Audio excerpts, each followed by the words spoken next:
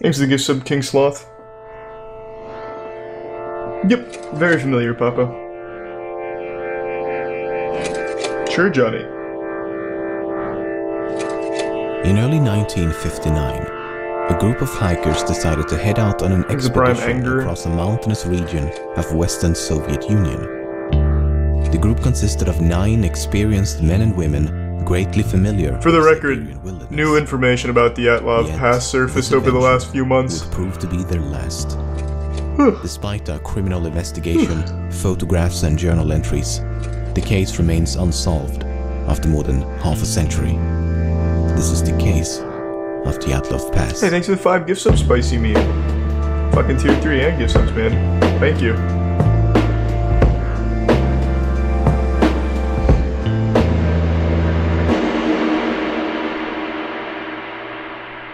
Thanks for the gift sub, Licked. In the early morning of January the 23rd, 1959, a ski and hiking team of 10 boarded a train headed for the Ural Mountains in the middle of the Soviet Union. The group consisted of 8 men and 2 women, hey, Big T's, hope you're doing well. Dyatlov as the group's leader. As the train slowly advanced deep into the mountainous Siberian taiga, the group diary received a final entry. I wonder what awaits us on this hike. Will anything new happen? Oh, over the next few days, the group continued to alternate between modes of transportation. Red Rockstar. First a bus, then a truck, then a horse and sleigh, and eventually they proceed on foot and skis. On January the 28th, one of the hikers named Yuri Yudin had begun to feel quite ill and eventually decided to head back, while the remaining group of 9 continued as planned. These photos were taken just before they parted ways, and it would be the last time he saw his friends alive. The group resumed their expedition across the snow-covered outback and documented everything of note using diaries as well as multiple cameras. Recovered photos and journal entries suggest that the trek progressed as one would expect, with no unforeseen complications. Just lots of snow, bitter cold, and an increasingly arduous landscape. On February the 1st, they reached the foot of a mountain known to the indigenous Mansi population as Dead Mountain. Ooh. They spend the better part of the day progressing up the slope and eventually decide to set up camp only a few hundred meters from the peak. Thanks for 5 gift subs, Extinct. These are some of the last photos recovered from the cameras, and the last sentence of the final entry reads, "It is difficult to imagine such a comfort on the ridge, with shrill, howling wind hundreds of kilometers away from human settlements."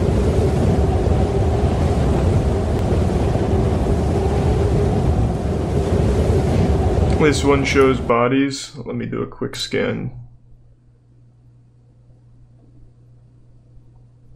I mean, I'm sure... Oh, yeah. There's a whole section called The Bodies. When we get to that chapter, I'll just go ahead and play it safe. I won't show that chapter. I'll just let you hear the audio. A few weeks later, friends and relatives begin to worry. No one has heard from Igor or any of the other members of the group. After much debate, a team of volunteers eventually head out to find them. On February the 26th, the search party is finally able to locate the camp on the slope. It's obvious to the first at the scene that something has gone horribly wrong.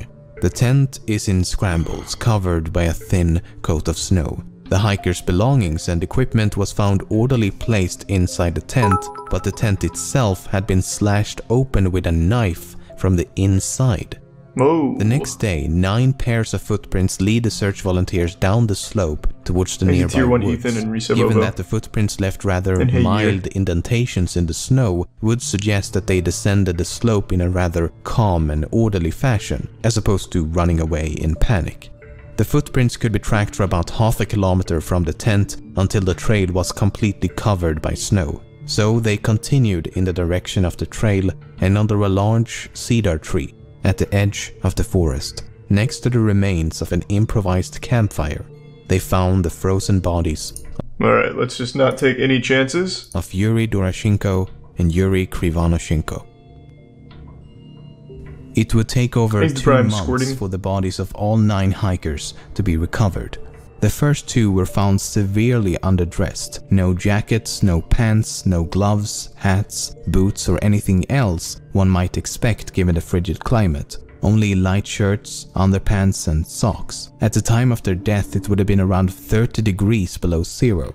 The cedar tree had signs of damage, as if someone had climbed it, with branches broken up to 5 meters high. Perhaps they were attempting to locate a tent in the pitch black darkness. Yeah, I know XQC watched that. That's like one of the first things that comes up when you type in Dyatlov. Or something.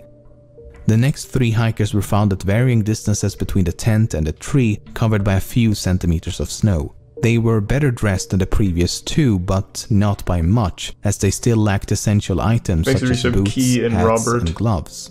They were all found facing the direction of the tent as if they were struggling to return at the moment I'm not of taking death. a chance. While some of them had sustained minor injuries, all 5 had died of hypothermia. It should also be noted that 4 of them had died while intoxicated. The last 4 hikers were found at the bottom of a small hill, covered by 3 meters of snow, 75 meters from the tree. Again, a lot has come out about this over the last few months from what I remember. 3 of them had sustained lethal injuries. 1 had a fractured skull, and 2 had fractured multiple ribs and suffered massive internal bleeding. There's the prime squanch. The medical examiner believed the injuries had been sustained from a fall and compared it to a car crash. The injuries had been sustained while they were all alive and could not have been inflicted by another person. 2 had also been found with gaping eye sockets, and 1 of the women had a missing tongue. The last of the 4 had a broken nose and a deformed neck, but died of hypothermia. The most mysterious of all, 3 articles of clothing were later found to be abnormally radioactive. On May the 28th, the criminal case was discontinued with a cryptic and incredibly vague conclusion. Okay, I think that's the lead investigator writes in the final report, "The cause of death was an unknown compelling force which the hikers were unable..." Check before I let it ride uninterrupted.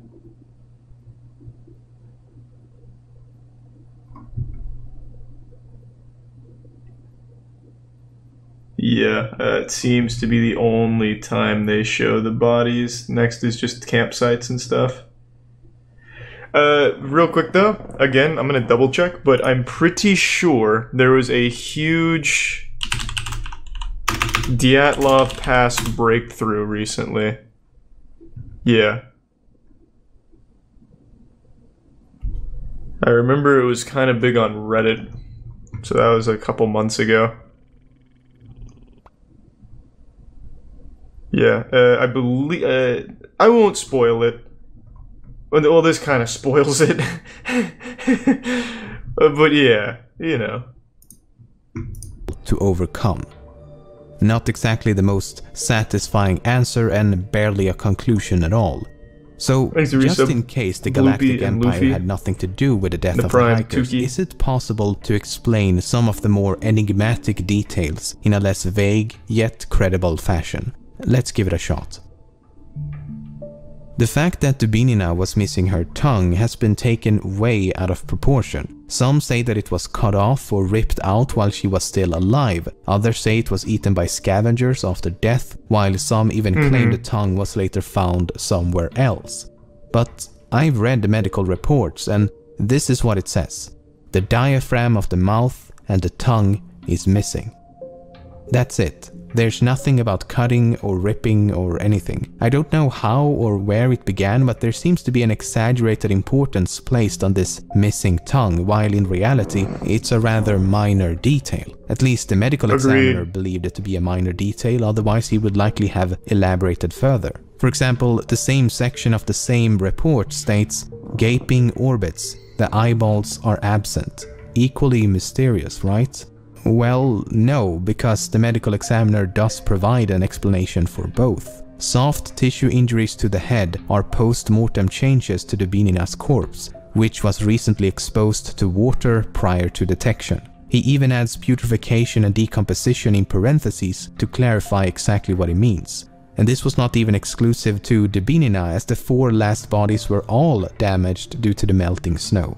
Now, some claim that her tongue must have been removed while she was still alive. But can we really rule out Sasquatch? Pointed to the fact that she had about 100 grams of blood in her stomach. But that's not exactly true either. The relevant portion of the forensic examination reads, "The stomach contained up to 100 cubic centimeters of a dark red, slimy mass." That's about 10 centiliters of something, most likely food, mixed with something red, most likely blood.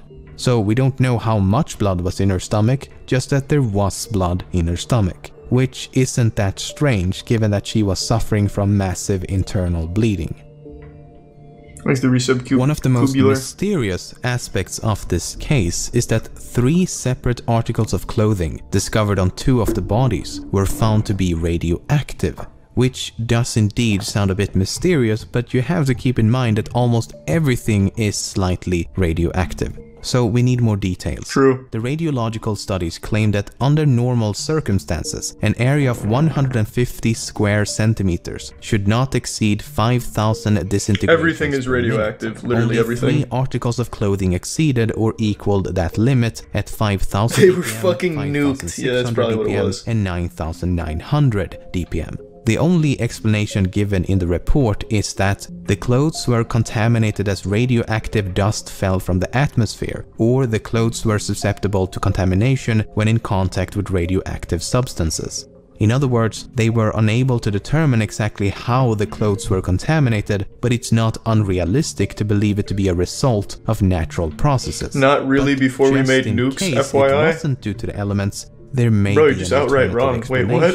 Kolevatov had previously worked at a facility You think developing nukes made radiation? Materials, and Krivonoshenko had previously worked at a top-secret plutonium production plant for nuclear weapons, and the 3 articles of radioactive clothing belonged to Kolevatov and Krivonoshenko.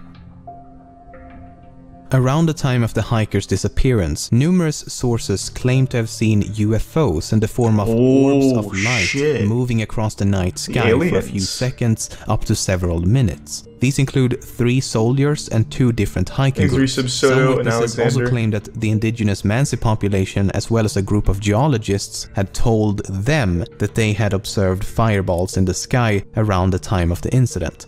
The problem with UFO sightings is that they are, well, unidentified and often unverifiable as a result. Which means they have to be true. One of the hiking groups reported to have seen the UFO during the night of the incident, while the other sightings occurred before or after.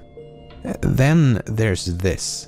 This is the very last photo taken with one of the hiker's cameras. It appears to be a photo of some type of light source taken in the middle of the night. What if it actually is aliens? The photo is about as undescriptive as the UFO it is claimed to depict. It could no doubt be a photo of a UFO, and it could no doubt be a photo of a candle, flashlight, fire, stove, or anything else. But let's assume that it is a photo of something in the night sky. What could it potentially be depicting?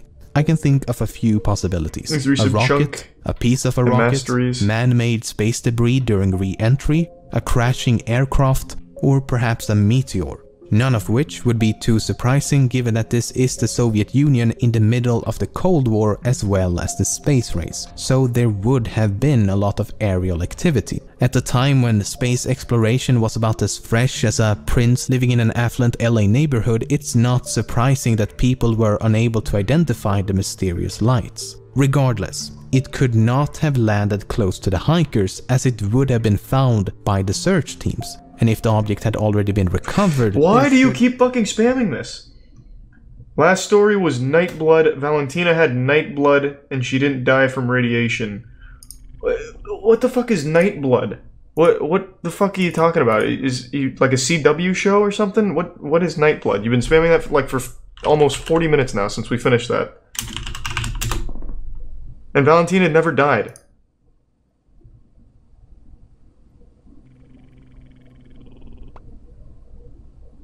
It's actually fanfic. You have been spamming about fanfic. Is this your fanfic?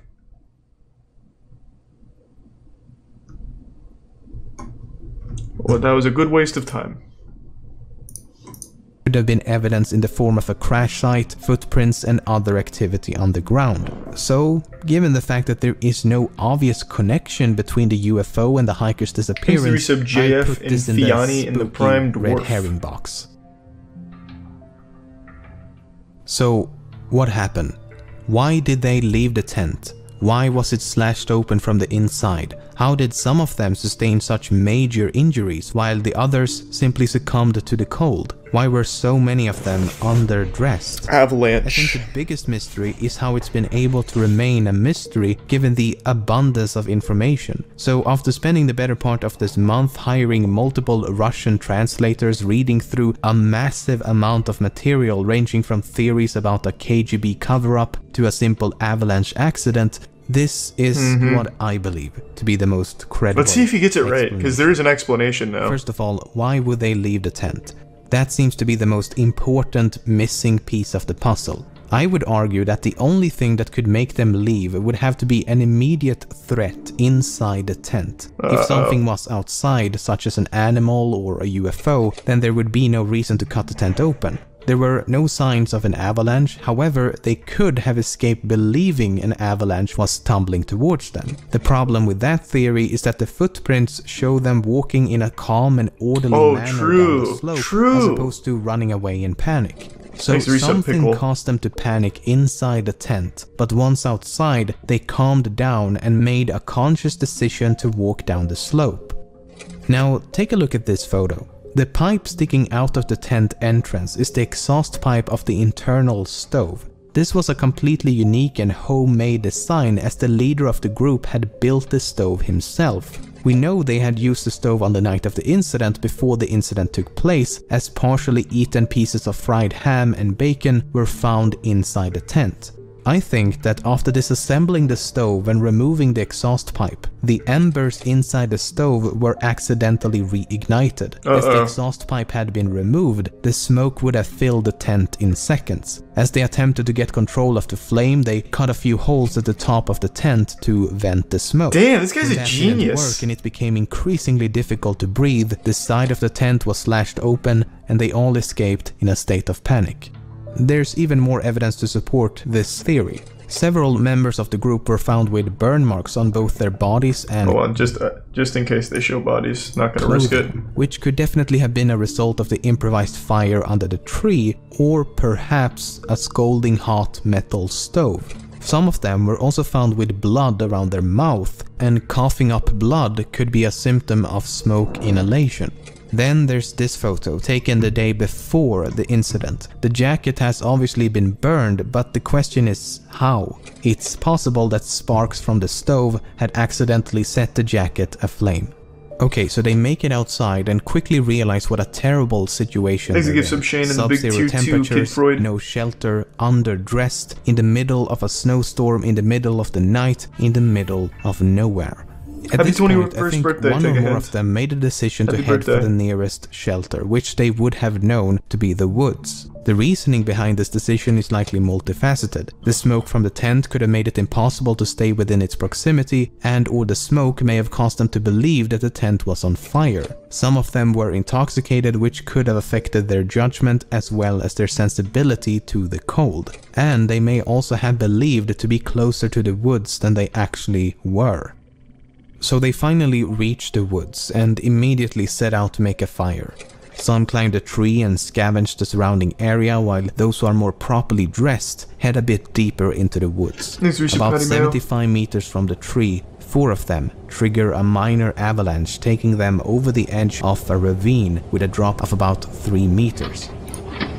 As the bottom is filled with rocks and ice, they sustain lethal injuries.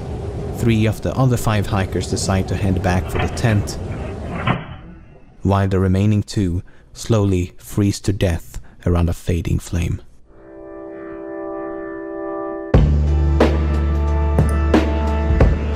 So, that theory makes a ton of sense, and I haven't kept up with the Dyatlov discoveries here, but like I said, I remembered recently there was a huge resurgence in information and explanations for this, so let me just check to make sure there's no pictures of bodies.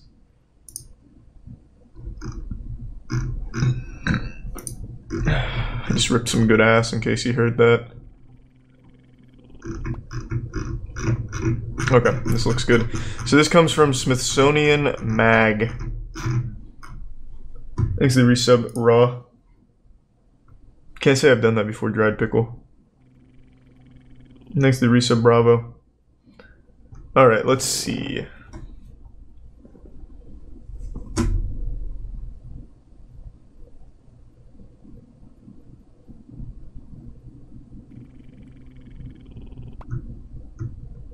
This is just an overview.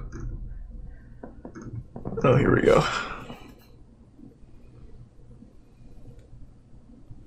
An abominable snowman attack. That seems like a cool theory.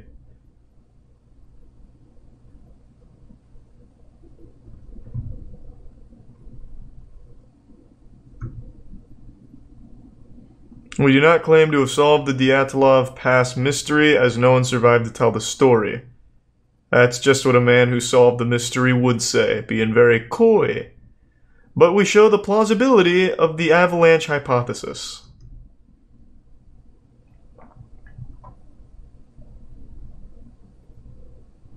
An avalanche, a snow slab, or a hurricane. Thanks to Tier 1 Zion and Prime Huso.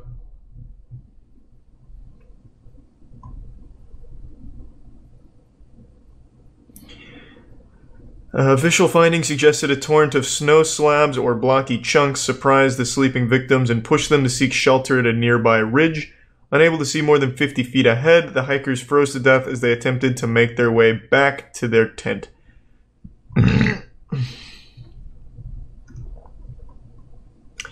Critics of the slab avalanche theory cite 4 main counter-arguments: the lack of physical traces of an avalanche, more than 9-hour gap between the hikers building their camp, a process that required cutting into the mountain to form a barrier against the wind, and their panicked departure, the shallow slope of the campsite, and the traumatic injuries sustained by the group.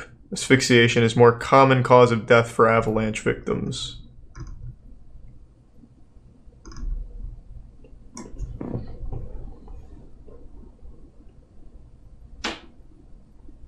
Okay. So this guy proved that a snow slab could have wiped through the area without leaving many traces. A slab avalanche, excuse me.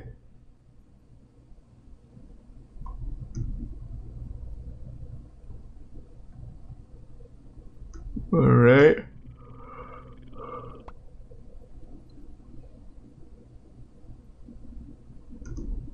Jesus, they really went in on this. Got a whole little fucking graph. Well, not graph, a whole little picture.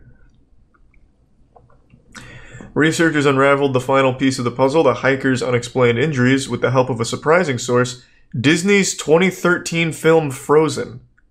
I'm starting to doubt how accurate this conclusion may be. If Elsa did it, but I'll continue. He was so impressed by the movie's depiction of snow that he asked his creators to share their animation code with him. This simulation tool, coupled with data from cadaver tests conducted by General Motors in 1970 to determine what would happen to the human body when struck at different speeds, enabled the pair to show that heavy blocks of solid snow could have landed on the hikers as they slept, crushing their bones and causing injuries not typically associated with avalanches. If this was the case, the pair posits those who had sustained less serious blows likely dragged their injured companions out of the tent in the hopes of saving their lives. Okay. Thanks to the resub remark.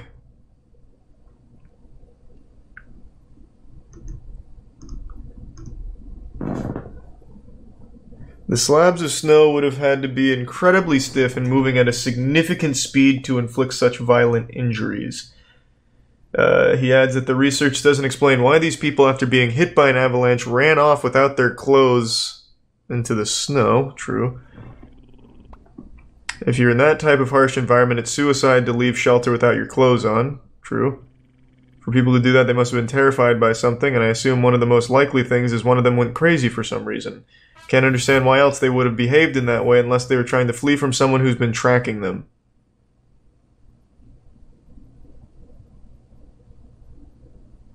I mean, yeah, I guess that really wasn't as conclusive as I thought it would be. Thanks to Prime Darko and Resub Prime.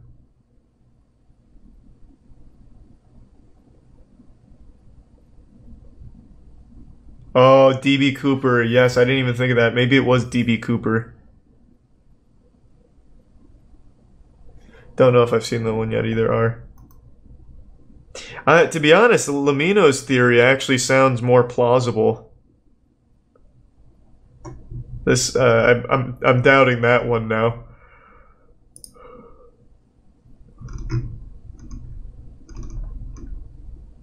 Let me just double check there's no bodies here. Now I'm interested. Yeah, no bodies. Is it not just hypothermic psychosis? Well, no, because it all happened while they were in their tents warm, supposedly. They cut out of the tent and all took off into the night. They wouldn't be suffering from hypothermia inside with a stove and clothing and everything. That really wouldn't add up.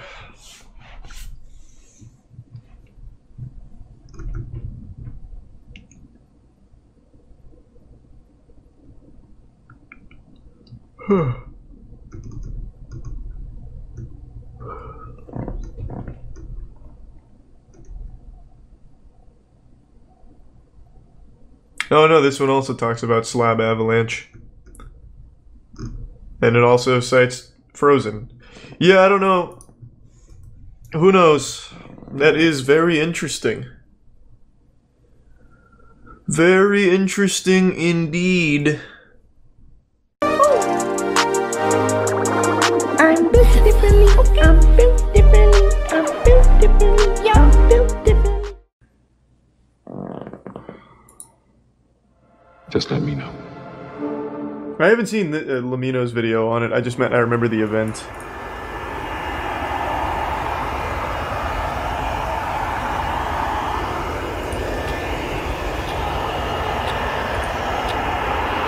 Did they solve it? No. At least they give some bill. No. Yeah, I mean, I'll double check, but I'm pretty sure it's still unsolved. They just have a working theory.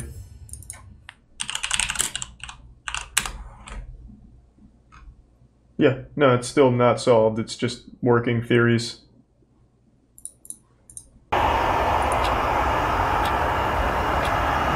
Let's do some punk chick in the 5 gift sub sweat. Thank you, man. Delivery manager. Appreciate it. Thank you, sweat. Thank you for a long time of watching, handyman. Malaysian 370, standby. At Kuala Lumpur International Airport, a Boeing 777 is preparing for departure. Malaysian 370, request level. 370, we are ready, requesting flight level 340 to Beijing. The unidentifiable. Malaysian Airlines oh yeah, I Flight forgot. 370 is a daily passenger flight between Kuala Lumpur, Malaysia and Beijing, China. 370, 3 to right of takeoff. Nice. 42 minutes some past cold. midnight, Flight 370 is given clearance to depart. The On bitch board beef. are Captain Sahari Ahmad Shah, First Officer Farik Abdul Hamid, 10 cabin crew members, and 227 passengers. Was this plane ever found? I don't know. I don't know. Malaysian 370, Lumpur radar, good morning, climb flight level 250. Morning, level Thanks, you bits, 250, Lemoy. Malaysian 370. Malaysian 370, climb flight level 350. Climb level 350, Malaysian 370. Less than an hour into the flight, the plane is cruising over the South China Sea at an altitude of 35,000 feet. The night sky is clear, and the weather They is found calm. pieces, but not the whole Flight thing. 370 is then instructed to signal air traffic control in Ho Chi Minh, Vietnam, as it is about to enter Vietnamese airspace. The flight controller in Kuala Lumpur says goodnight, with no sign that anything should be amiss. Malaysian 370, maintaining level 350. Malaysian 370. Malaysian 370, maintaining level 350. Malaysian 370. Malaysian 370, contact Ho Chi Minh 120.9. Good night. Good night, Malaysian 370. Thanks, 3 sub acid redemption. Yeah, I know 1 Jeremy minute do it. And 43 seconds later, the aircraft suddenly vanish from radar screens at Kuala Lumpur, Ho Chi Minh, and Bangkok. What? This form of positional tracking depends on a signal that being quickly? emitted by one of 2 transponders aboard a plane, and so its disappearance would suggest both transponders ceased to function, or the system was manually deactivated by someone on board. All subsequent attempts to contact and ascertain the whereabouts of Flight 370 are unsuccessful. The aircraft has seemingly vanished without a trace. After missing its scheduled time of arrival in Beijing some 4 hours later, Flight 370 is officially declared missing. And in the wake of that announcement, the most expensive search effort in aviation history is about to commence. And then I remember like a year after this, Malaysian Airlines also had another plane go missing or another accident, I don't recall. But that one was really fucking eerie because one of the passengers had tweeted, "Here's my flight if it goes missing," and then it actually fucking did. Of the flight's disappearance between the South China Sea and the Gulf of Thailand. The search area was soon expanded, however, after the Malaysian military disclosed additional information. Unlike the radar system employed by air traffic control, long-range military radar does not rely on transponders but use reflectance to track the position of targets. A review of the data collected by the Malaysian military revealed that moments after contact with Flight 370 was lost, the aircraft had deviated from its scheduled flight path with a subtle turn to the right, followed by a prolonged turn to the left. The aircraft had then flown back towards and across the Malaysian peninsula before turning right near the island of Penang. It maintained this northwesterly heading until it escaped the radar's coverage. Over the next few days, the Strait of Malacca, the Andaman Sea, and the Bay of Bengal was scoured by a multinational fleet of aircraft and vessels, but there was no trace of Flight 370. Meanwhile, investigators began to analyze the aircraft's satellite communication records. What the fuck? Like all modern airliners, Flight 370 was equipped with a satellite communications terminal, or SATCOM, to send and receive transmissions to and from the ground. Prior to departure, the SATCOM terminal had logged onto the satellite network and established a connection with a ground station in Perth, Australia. That station then maintained a detailed record of all the incoming and outgoing traffic between it and Flight 370. This is what it contained. Prior to the flight's disappearance over the South China Sea, everything appeared to be working as intended. Then, at some point during this portion of the flight, the SATCOM link was severed. What happened? Did they see like a fucking dragon in the sky and just like get the fuck away from it? 3 minutes after the flight vanished over the Andaman Sea, the terminal requested to log back onto the network. The SATCOM link was successfully re-established and was not disrupted again until nearly 6 hours later, when the flight is presumed to have crashed due to fuel exhaustion. During these final hours, 2 attempts were made to contact the plane via satellite telephone. Both calls were acknowledged by the SATCOM terminal and would have been routed to the cockpit. Yet, they went unanswered. The terminal had also responded to 5 automatic status requests. In short, if the ground station had not heard from the aircraft in over an hour, it would transmit a signal to confirm the terminal was still online. It's a real story. While these transmissions did not contain any information about the flight's position, investigators were able to measure the distance between the satellite and the aircraft at the time of each transmission, based on how long it took those transmissions to be sent and received. This generated 7 rings of possible locations from which 7 of these transmissions are thought to have originated. By taking fuel consumption, speed, and other factors into account, flight path analysis indicated the most probable origin of the final transmission to be somewhere along this arc in the southern Indian Ocean. The search effort shifted accordingly, and as the region fell within the jurisdiction of Australia, the Australian government took charge of the operation. Over the next few weeks, the search area was progressively refined hijack and not make any demands. Drift as well as improved estimations of the flight path. But this part of the southern Indian Ocean is so remote it took 6 days just to get there. A new fleet of aircraft and vessels gradually covered more than 4.5 million square kilometers of ocean, but Flight 370 was nowhere to be found.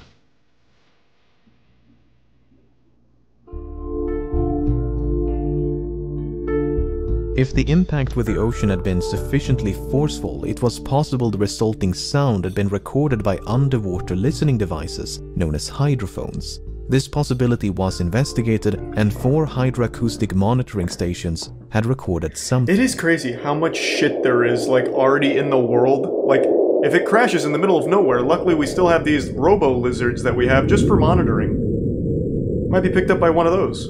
While the timing and direction of the sound were reasonably consistent with the final satellite transmission, the estimated origin was not. The sound was in all likelihood caused by nothing more than geological activity.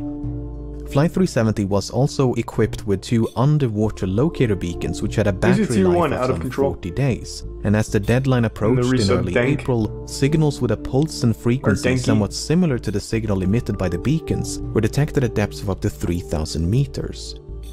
An autonomous submersible then spent weeks scanning the seafloor where the signals had been detected, but no wreckage was ever found. And nothing would be found until more than 16 months later, when a discovery was made on the opposite side of the Indian Ocean. On the 29th of July 2015, a group of people were cleaning up a beach in Reunion, a small island to the east of Madagascar, when they stumbled upon this 2-meter-long metallic object covered in barnacles. Aviation experts quickly identified the object as a section of an aircraft. I guess I've never seen a barnacle. Looks like it's fucking growing almonds. Or like little sunflower seeds, pumpkin seeds or something. Damn, barnacles are fucking weird. Covered in barnacles.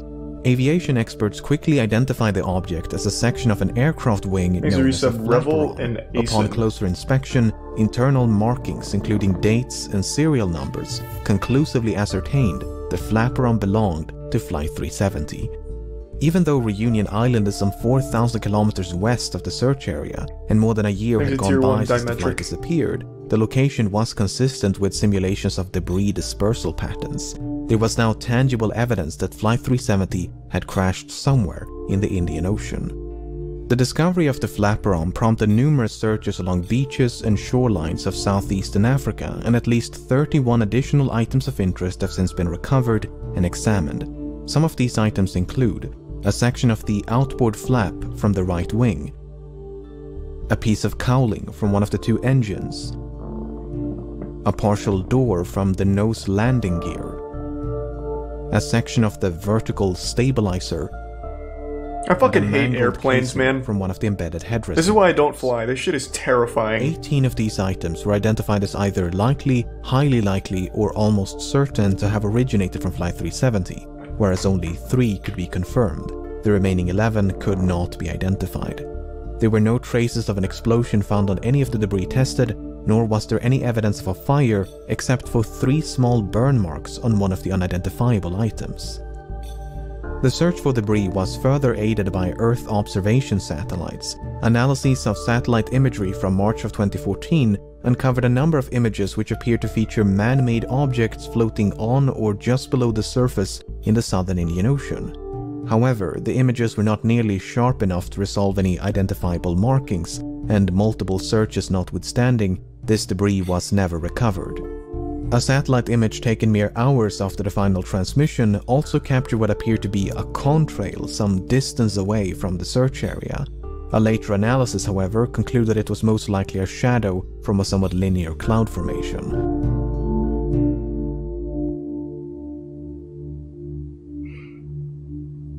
The underwater portion of the search continued for months and eventually years before it was finally suspended in early 2017, by which point some 120,000 square kilometers of seabed had been scrutinized.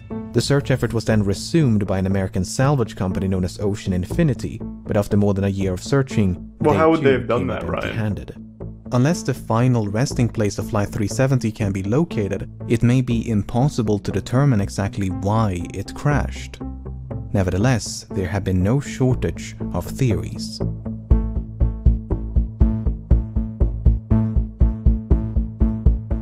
On the day of the disappearance, 2 of the passengers raised suspicion as they had boarded the flight with stolen passports, which immediately prompted concerns of a hijacking. But investigators weren't able to link the 2 men to any terrorist organizations, and soon determined they had traveled under false identities because they were seeking asylum, not due to any nefarious intent. Yeah, like hijacking wouldn't make any sense. They didn't make any demands. Passengers were identified as a flight engineer who might have possessed the necessary expertise to take control of a Boeing 777. Apart from the 239 persons on board, Flight 370 carried nearly 11 metric tons of cargo.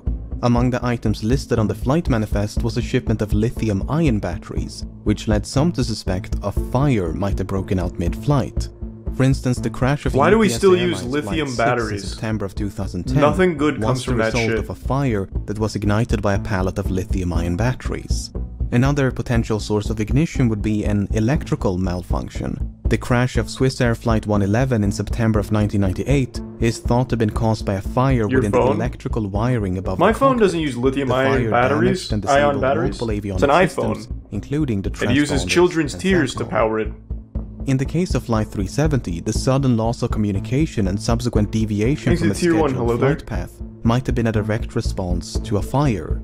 The two pilots may have turned back towards Malaysia to attempt an emergency landing at the nearest suitable airport.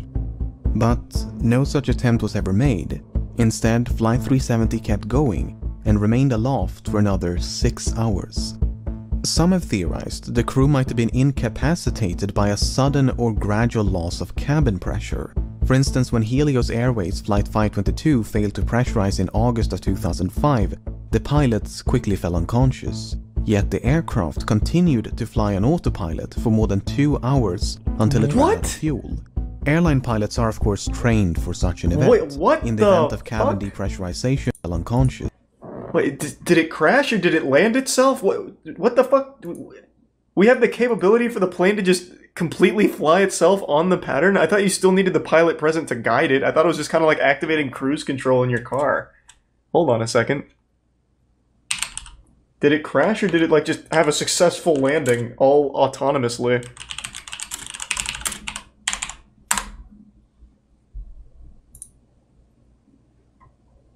Oh, it crashed.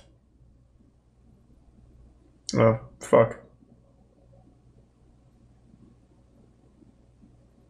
So it didn't pressurize and everyone was incapacitated.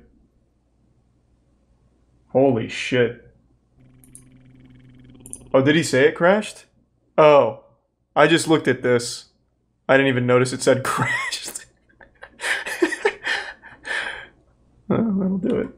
Thanks to the resub, Erotic and J. Cuddy. Yet the aircraft continued to fly on autopilot for more than 2 hours until it ran out of fuel. Airline pilots are of course trained for such an event. In the event of cabin depressurization, an automatic system is designed to deploy oxygen masks to give the pilots enough time to perform an emergency descent to a more breathable altitude. The data recorded by the Malaysian military radar does indeed contain altitude information, but it is highly inconsistent. In fact, the Boeing 777 is incapable of performing the extreme altitude fluctuations recorded. At one point, the aircraft exceeded its maximum operating altitude by more than 15,000 feet, before making a 50,000 feet nosedive in less than a minute. Attempts to recreate these maneuvers on a flight simulator were unsuccessful, and thus the data was deemed inaccurate and unreliable. If Flight 370 did lose cabin pressure at 35,000 feet, and the pilots were incapacitated before descending to a more oxygenated altitude, it might explain why the aircraft remained aloft for as long as it did. What is a bit more difficult to explain, however, are these alterations in heading. Flight simulations have established the aircraft must have been under manual control during the initial left turn, as the bank angle or inclination of that turn was beyond the limits of the autopilot. Subsequent turns, however, could have been either manual or automatic. But for the autopilot to have made these course corrections, someone with the requisite knowledge must have programmed it to do so. The only other alternative is that the aircraft was in fact under manual control. Thanks for the bits, Beef, and hello there. Yeah, I was talking about it the other day, hello there. I still haven't caught up on all of it, but yeah, it's a pretty fucked situation. In late June of 2014, several news outlets reported that a special investigation had identified the captain of Flight 370 as a prime suspect. A search of the captain's home had uncovered a flight simulator which supposedly contained a suspicious route which ended in the southern Indian Ocean. At the time, there was no official acknowledgement that such a route had been recovered, and a lengthy public report issued by the Malaysian government in 2015 made no mention of such a discovery. Then, in 2016, confidential documents pertaining to a forensic examination conducted by the Royal Malaysia Police in May of 2014 was leaked to the media. These documents made it clear that such a route had not only been recovered, but thoroughly examined. Soon thereafter, the Malaysian government confirmed the existence of this simulated flight path, and this is what it looks like. It should come as no surprise that many regard this as damning evidence of premeditation, but according to investigators, it is not quite so evident. The data recovered consists of 7 coordinates, 2 in Kuala Lumpur, 2 in the Strait of Malacca. What was he planning to do? Drive it straight to fucking Antarctica? And 2 in the southern Indian Ocean. The data was reconstructed from a file that had been automatically generated and saved by the simulation software a month before the incident. However, it's not clear whether the coordinates originate from the same flight session. In other words, it might not be correct to simply trace a continuous line between these 7 coordinates, as they could be from separate sessions. The forensic examination by the Royal Malaysia Police simply concluded no activity captured conclusively indicate any kind of premeditated act pertaining to the incident of MH370. There's a bit sweeper. Even so, the similarities between the simulated route and the presumed route of Flight 370 directly influenced the search operation.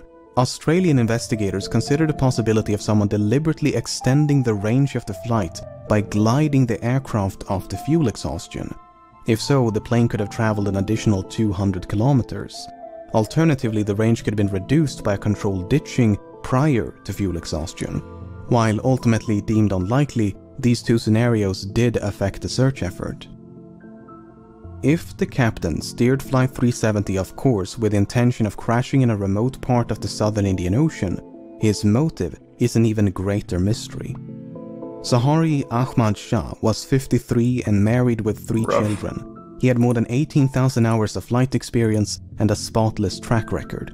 Investigators found no evidence of financial issues, and his monthly expenses before the disappearance indicated nothing unusual. He had no history of mental illness, nor had he displayed any recent changes in lifestyle or behavior. He was raised on the island of Penang, which has led some to speculate the flight's second turn to the southwest of Penang was the captain getting a final view of his hometown. Some believe a hijacking could have been politically motivated, as Sahari was an avid supporter of a democratic opposition leader who was sentenced to 5 years in prison mere hours before Flight 370 took off. Others point to unconfirmed reports of marital issues, but this is contradicted by the official investigation and disputed by family members. The only real inconsistency noted by the final report is that the captain failed to repeat the assigned radio frequency during the last verbal communication. Malaysian 370, contact Ho Chi Minh 120.9. Good night. Good night, Malaysian 370. It would have been standard procedure to repeat the assigned frequency, as the captain had correctly done a few minutes prior. 370, contact Lampur radar 1326. Good night. Alright, 1326 Malaysian 370.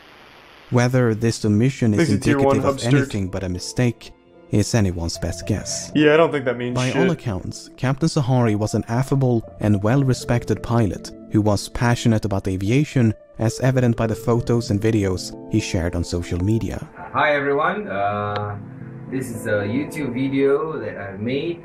Oh, that's kind of cute. Community service after learning. The co-pilot was found to be even less conspicuous. Farik Abdul Hamid was only 27, and due to marry a fellow pilot, he had nearly 3,000 hours of flight experience, although only 39 hours in this type of aircraft. Much like Sahari, Farik had no financial, mental, or interpersonal issues of note, nor was there any evidence of conflict between the two of them. Some questioned the plausibility of a pilot-instigated hijacking due to the apparent lack of interference by the other pilot. Well, when Ethiopian Airlines Flight 702 was hijacked by the co-pilot in February of 2014, he did so by merely waiting for the captain to take a bathroom break before locking the cockpit door behind him. The co-pilot was then free to divert the Italy-bound flight to Switzerland to seek asylum. The only noteworthy piece of evidence in regards to the co-pilot of Flight 370 is his phone. You see, when the confidential documents were leaked, they also confirmed another long-circulated rumor, namely that a cell phone tower had briefly established a connection with an iPhone 5S belonging to the co-pilot as Flight 370 approached the island of Penang. According to investigators, it was not a phone call, as has been widely reported by the media, but merely an automatic location signal. Why this information was omitted from public reports, we may never know. So what is one to make of all of this?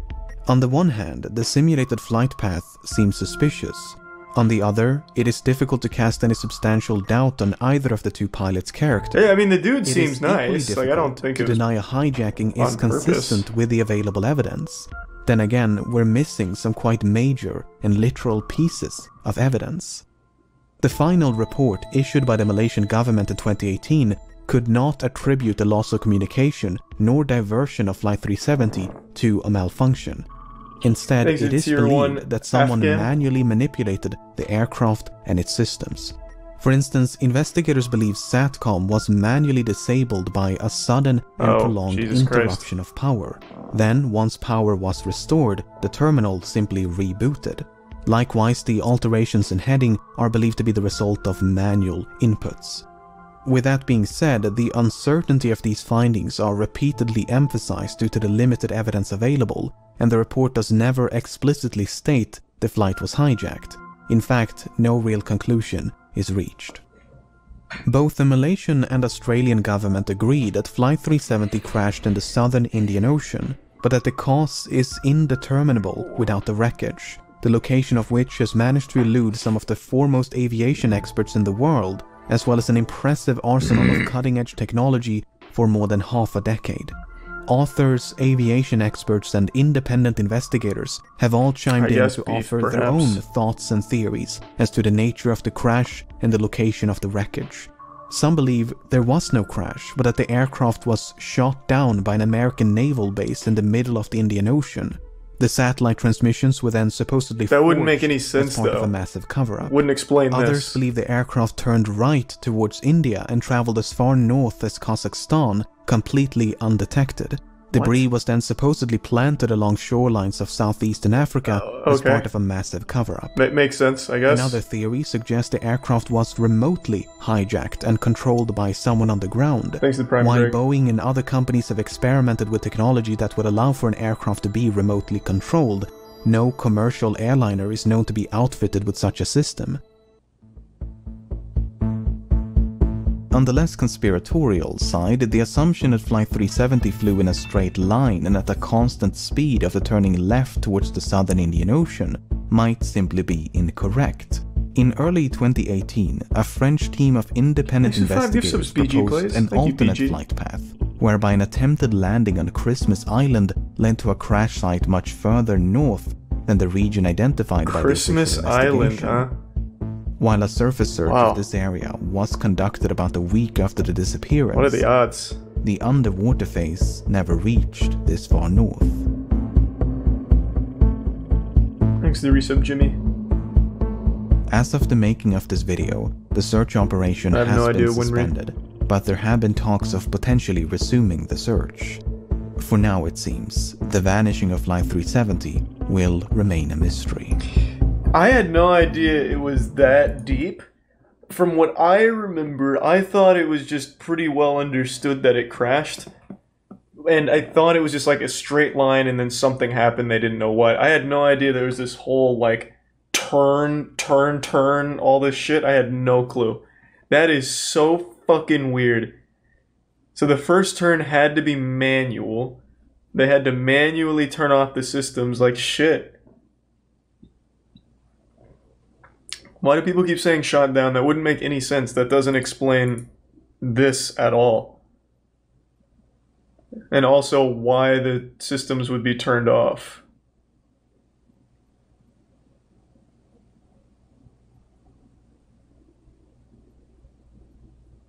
It was shot down by 5G towers. Yeah, maybe that makes more sense. Thanks for the gift sub, Skittle, and the resub, Jimmy.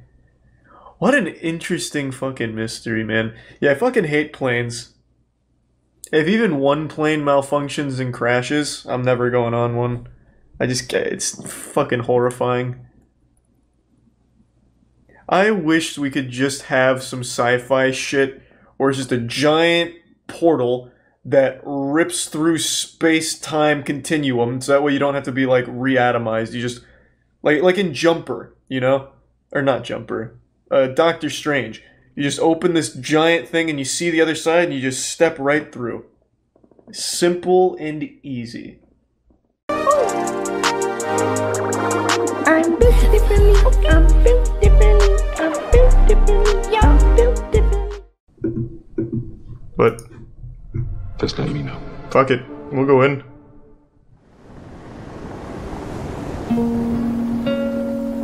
Near the end of the 16th Thanks century, to Prime Pony. a man by the name of John White embarked on a transatlantic voyage. His destination Prime was Dustin. the island of Roanoke along the southeastern coast of North America. On this island, White had established an English colony some 3 years before, and he was now returning to resume Thanks his to position as LEMMiNO. governor. After a long and difficult journey, White finally reached the site of the colony, only to find the more than Prime 100 Pyro. men, women and children he'd left behind had disappeared. A secret message carved into a tree was one of the only clues left behind at the scene. Before White had a chance to conduct a more extensive search, the ship returned to England, and in its wake, it left a mystery. What happened to the lost colony of Roanoke? I think I know the conclusion, so I'm just gonna say it. I don't remember if this is right since it's been so long, and I actually haven't watched this video. Before was we wrong. can tackle the lost If I colony, remember we correctly, first they need to just understand left. the events leading up to its disappearance. They literally just The left. story begins in 1584 when 2 ships sailed across the Atlantic to scout for a suitable location for the planting of the first permanent English colony. Makes a tier 1 in bunch of America. eggs in the tier 1 In mayo. mid-July, they made landfall Prime on a Dunt string of and barrier islands enjoyable known as the cactus. Outer Banks. The English quickly developed friendly relations with the local Native Americans and were soon invited to their village on Roanoke Island. After about a month, the scouting expedition returned to their ships and sailed back to England. Upon the expedition's return in late September, the man in charge of the enterprise, Walter Raleigh, immediately began preparations to plant a permanent colony somewhere along the Outer Banks. Raleigh was soon thereafter knighted by Queen Elizabeth I, and the new land was to be named Virginia in honor of the Virgin Queen. In April of 1585, a fleet of 7 ships departed England with a complement of roughly 600 men and loaded with enough provisions to sustain the colony for about a year. The fleet reached the Outer Banks at the end of June, but was soon faced with a I know nothing about it. Navigating the waters of the Outer Banks can be notoriously treacherous, as indicated by these sinking ships. And when the flagship passed through one of the shallow inlets, it struck a shoal and was nearly destroyed. As the flagship carried the bulk of the provisions and most of it was now spoiled by seawater, the scope of the colony had to be dramatically reduced.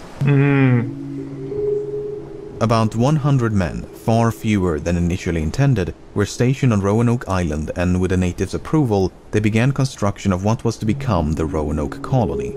The island was primarily chosen for its strategic value. It provided quick access to the ocean, while still making the colony invisible to Spanish patrols. You see, Spain had already colonized and laid claim to much of what the English now called Virginia, so they had to be careful. Old war shit is so fucking cool to me. A second wave of supplies and reinforcements was expected Hey, to Abrasive, arrive thank you for the before 20 the gift subs winter, again, but Abrasive. unbeknownst to the colonists, Thank the you, Abrasive. I resupply hope you've mission been had well. been countermanded by the Queen to deal with more pressing concerns back in England. As such, once the colonists ran out of food, they had to rely on the generosity of the natives. Appreciate the fat drop However, as the always. natives Thank you, only Abrasive. had so much to spare and struggled to meet increasing demands by the colonists. This overdependence quickly began to strain their relationship. Meanwhile, people had begun to notice a disturbing trend. Every time the English visited a Native American village, many of its inhabitants would inexplicably collapse and die. The natives believed the English could kill from a distance by shooting invisible bullets, and they were not too far off. While unknown at the time, the English were carrying deadly pathogens to which the natives lacked immunity, and thus an epidemic was unwittingly unleashed upon the indigenous population. The 2 leaders back on Roanoke, Colonial Governor Ralph Lane and Indian Chieftain Wingina, eventually grew so suspicious of one another that cohabitation was no longer possible. Wingina decided to remove his people from the island and retreated to a larger village on the mainland. Meanwhile, Lane came to believe that Wingina had formed an alliance with other tribes and that they were plotting to launch an attack against the colony. Whether he was paranoid or not, Lane decided to take preemptive action. On the 1st of June 1586, Lane and his men made their way to the mainland. No, I'm pretty sure it has a real explanation. I think they just moved. They literally left. Men chased after and decapitated Wingina, and his head was later impaled outside the fort of the colony.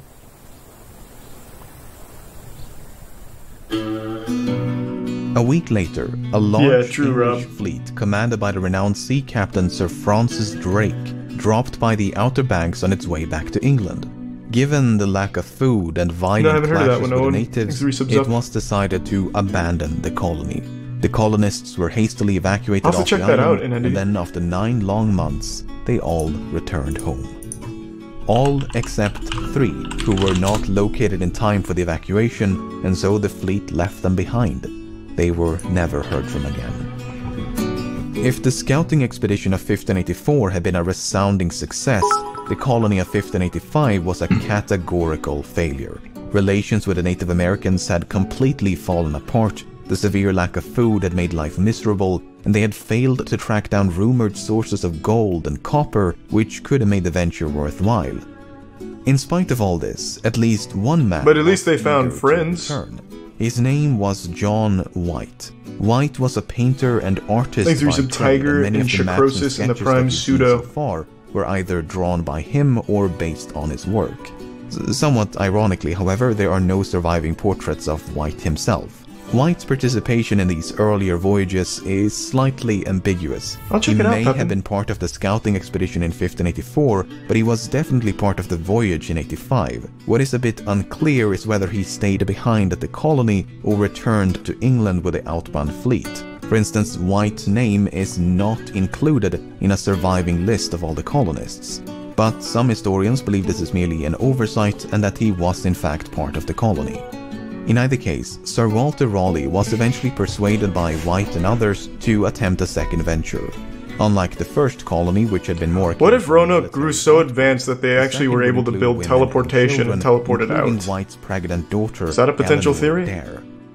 After a long struggle to secure the necessary funding, a fleet of 3 ships commanded by White, who would also serve as the governor of the colony, departed England in late spring of 1587. Thanks to the gift sub Kingo-so and the resub Senpai. Thanks for a long time of watching. The misfortune of the first colony did not end with its evacuation in 1586. Only days later, a ship filled with provisions sent by Sir Walter Raleigh arrived at the Outer Banks. The crew spent some time searching for the colonists, but when they found no sign of them, scary adventure going from place to place on the sea like that. Home. The same thing happened 2 weeks later when an English-bound fleet loaded with supplies and reinforcements also found the colony deserted. Unwilling to leave the colony vacant, however, the captain left 15 crewmen on Roanoke before the fleet resumed course for England. John White had been told about the 15 crewmen before he departed, so when his fleet approached the Outer Banks in late July of 1587, he intended to pay them a visit. But this is where things get confusing. You see, the second colony was never intended to be established on Roanoke. After all, the long list of complications encountered by the first colony made it clear that Roanoke was far from an ideal location. Instead, the second colony, or the city of Raleigh as the man in charge had so immodestly named it, was to be planted somewhere along the coast of Chesapeake Bay. This made a lot more sense. The water was deeper to allow for larger ships, and not nearly as precarious as those around the Outer Banks. There was plenty of open space, the soil was more fertile, and all around it seemed an improvement to Roanoke Island. But the fleet's Portuguese navigator, Simão Fernandes, had other plans. Fernandes had also been the navigator of the 2 previous expeditions and was a far more experienced sailor than White. How does this all tie into Roanoke, though? I'm a little confused. It seems much of the crew respected the authority of Fernandes. As such, when Fernandes decided to ignore the plan about Chesapeake Bay and instead simply dump the colonists on Roanoke, White did nothing to challenge his decision. The rest of the crew quickly fell in line, and soon enough everyone disembarked for Roanoke. Upon reaching the abandoned colony, there was no sign of the 15 crewmen they had come to assist. Instead, they found a pile of bones that appeared to be the remains of one of them. Nice, they ate them. White suspected the men had been attacked by vengeful Indians, and any doubts he might have had were soon to be raised. After only a few days on the island, a colonist by the name of George Howe was attacked by a group of natives who pelted him with 16 arrows, before caving in his skull with a wooden club. Wow. A brutal yet unmistakable message. The English were no longer welcome on Roanoke. Even so, the colonists were not without allies. You see, when the scouting expedition returned to England in 1584, 2 Native Americans named Wanchese and Manteo were brought along with them. Wanchese was from Roanoke, while Manteo was from a neighboring village on the island of Croatoan. When they were finally brought back to North America in 1585, they had developed vastly different opinions of the English people. As soon as they made landfall, Wanchese returned to Roanoke with nothing but resentment for these foreign invaders. Meanwhile, Manteo was fascinated by everything the English had to offer. He became their trusted guide and a mediator of sorts to... Yeah, they had like technology and shit, right? First contact. So, following the death of George Howe, White reached out to the Croatoans, and they confirmed what he'd initially suspected. A large group of Indian tribes had indeed attacked the 15 crewmen stationed on Roanoke. This coalition was spearheaded by none other than Wanchese. At least that 2 bastard! of the crewmen had been killed in the attack, while the rest escaped in a small boat, never to be seen again. Roanoke had become a much more dangerous place to live. Simão Fernandes remained anchored near the Outer Banks for about a month before he decided to return to England. In the meantime, the colonists had grown concerned about the long-term survival of the colony. If the colony were to be truly self-sufficient, they argued, they would require more people and more food. And a nuclear reactor. They implored Governor White to return to England with Fernandes so that he could bring back supplies and restock the colony.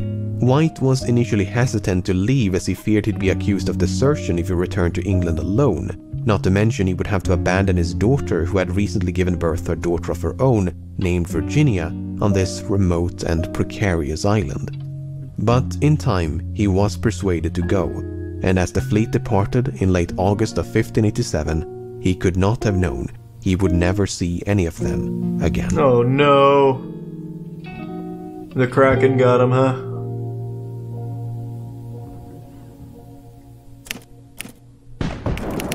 We live in such a fucking boring world. After a long and difficult voyage, I wish it was something like a fucking Elder God Cthulhu was the one like behind all of it. No ships were to leave England until the threat of a Spanish invasion had passed. This was bad news for White, and his best efforts notwithstanding, he remained trapped in England for 3 long years. It was not until the spring of 1590, with the help of Sir Walter Raleigh, that White finally managed to book passage on a convoy bound for America. Upon reaching the Outer Banks, I haven't seen that, but that sounds scary, Sleepy. Plumes of smoke appeared to emanate from Roanoke Island. 2 boats were quickly dispatched, and the crew fired the ship's cannons to make their presence known. The men could see a great fire as they approached the island, but White never clarifies whether it was natural or lit by people. Once ashore, they made their way to the west end of the island and found a set of footprints. They appear to be fresh, don't know what that means, but there was no sign of those to whom they belonged. The search party then headed north and happened upon a tree where someone had carved the letters C-R-O. Upon reaching the entrance of the colony, they came across a second inscription. It was the word Croatoan engraved into a wooden post. The post was but one of many that now formed a defensive barrier around the colony. The colony itself was deserted, and clearly had been for some time, given the overgrowth of grass and weeds. The houses had been taken down and stripped of valuables. All they found were bars of iron, a few cannons, as well as 5 Iron's valuable. chests. There was no trace of the roughly 115 colonists, Appreciate the generosity, nor the small boats left in their possession. As far as anyone could tell, no one had lived here for quite some time. The story of the lost colony is often centered around the 2 engravings, and without the full context, it's easy to see how an author might imbue these inscriptions with intrigue and mystery. In truth, the carvings are some of the more well-understood elements of the entire story. At least John White had no doubts about their meaning. White explains in his notes that before he left in 1587, he and the colonists had come to an agreement. If they decided to abandon the colony before the governor's return, they were to leave behind a secret token of their destination. Furthermore, if this abandonment was forced upon them, they were to include a cross to signify distress. Because no such cross had been found, White was confident the colonists had safely relocated to the island of Croatoan. I fucking told you, White yeah. swiftly returned to the ship and convinced the captain to set course for Croatoan. But while the crew prepared for departure, the anchor cable snapped. And without the spare anchor, the captain felt it was too dangerous to continue. In the end, White never made it to Croatoan, and it was the last time he ever ventured across the Atlantic. Yeah, they literally just fucking left. Oh yeah, this place sucks, I'm out.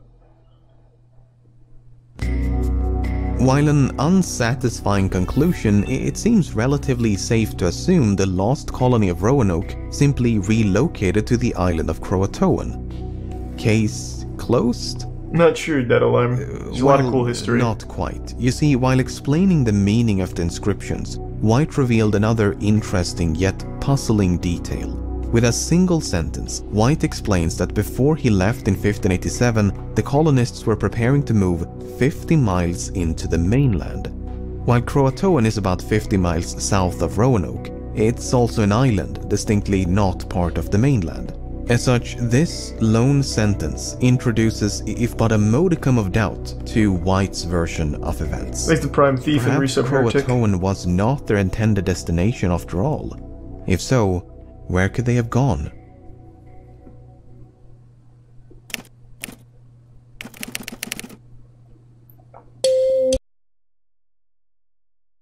"20 years after the Roanoke colony was lost, the Anglo-Spanish War had come to an Like the end. prime Sealy. John White faded into obscurity, and Sir Walter Raleigh had been found guilty of treason for conspiring against the crown. Yeah, I know, it's a whole other thing. Anyway, renewed interest in America saw the plantation of a third colony in 1607.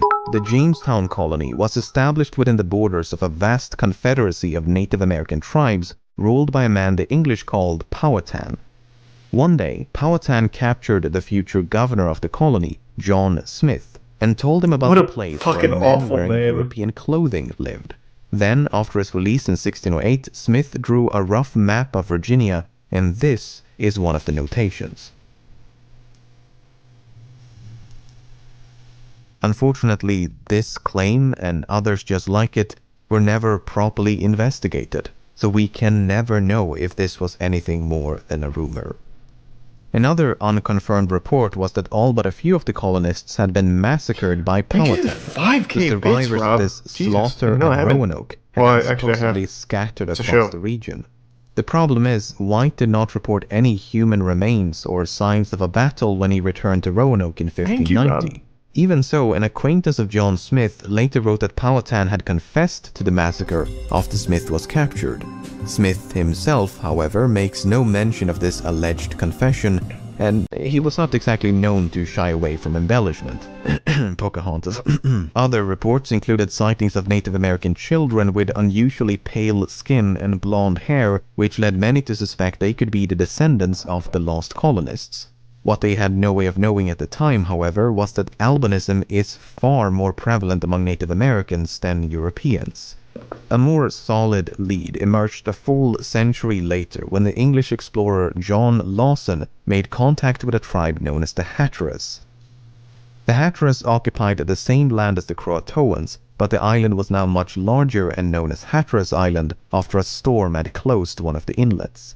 The Hatteras explained to Lawson that some of their ancestors had been white and able to read.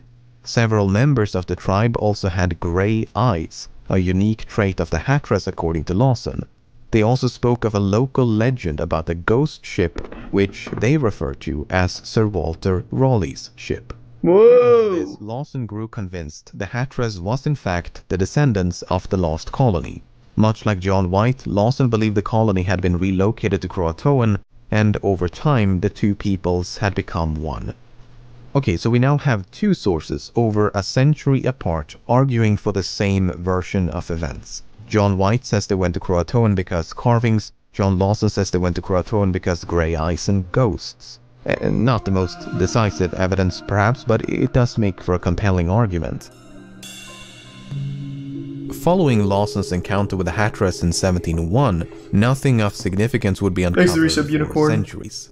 That is until the late 1930s, when a series of peculiar stones suddenly brought the mystery back to life. Whoa, The stones had been inscribed with messages supposedly written by Eleanor Dare, the daughter of John White. Unfortunately, they all turned out to be fake. Oh, Well, cool. all except the first stone, whose authenticity remains in doubt. This stone features a message from Dare addressed to White in which she describes the tragic death of her husband and child. The composition of the stone makes it well suited for inscribing a message, but a poor choice for a forger, as they would have had to chemically age the fresh markings to match the weathered surface. It would not have been impossible, but quite difficult to do so in the 1930s. Why would they On the other bother hand, forging the man who that shit in the supposedly first found place? The stone was never heard from again, and the precise location of its discovery was conveniently kept secret. The credibility of the writing is equally contested, and there's just no consensus on what to make of it. Modern archaeological research has also been plagued by uncertainties. Excavations at Roanoke have mostly confirmed the presence of a 16th century English colony, but have done little in the way of determining its fate. Meanwhile, excavations on Hatteras has yielded a mix of Native American and European artifacts, including the hilt of a light sword, but nothing that can be definitively linked to the lost colony. To make matters worse, much of the evidence may now be underwater due to centuries of shifting sands and erosion of the islands. Damn, time is fucking It crazy. was partially out of frustration for this lack of progress that researchers made a remarkable discovery in late 2011. While inspecting... Turns out the White's colonists map are of still Virginia, alive. A member of the first colony They discovered immortality. took note of these patches. Historically, patches like these have been used to correct minor mistakes, so no one had ever given them a second thought. This time, someone did and had the patches carefully examined.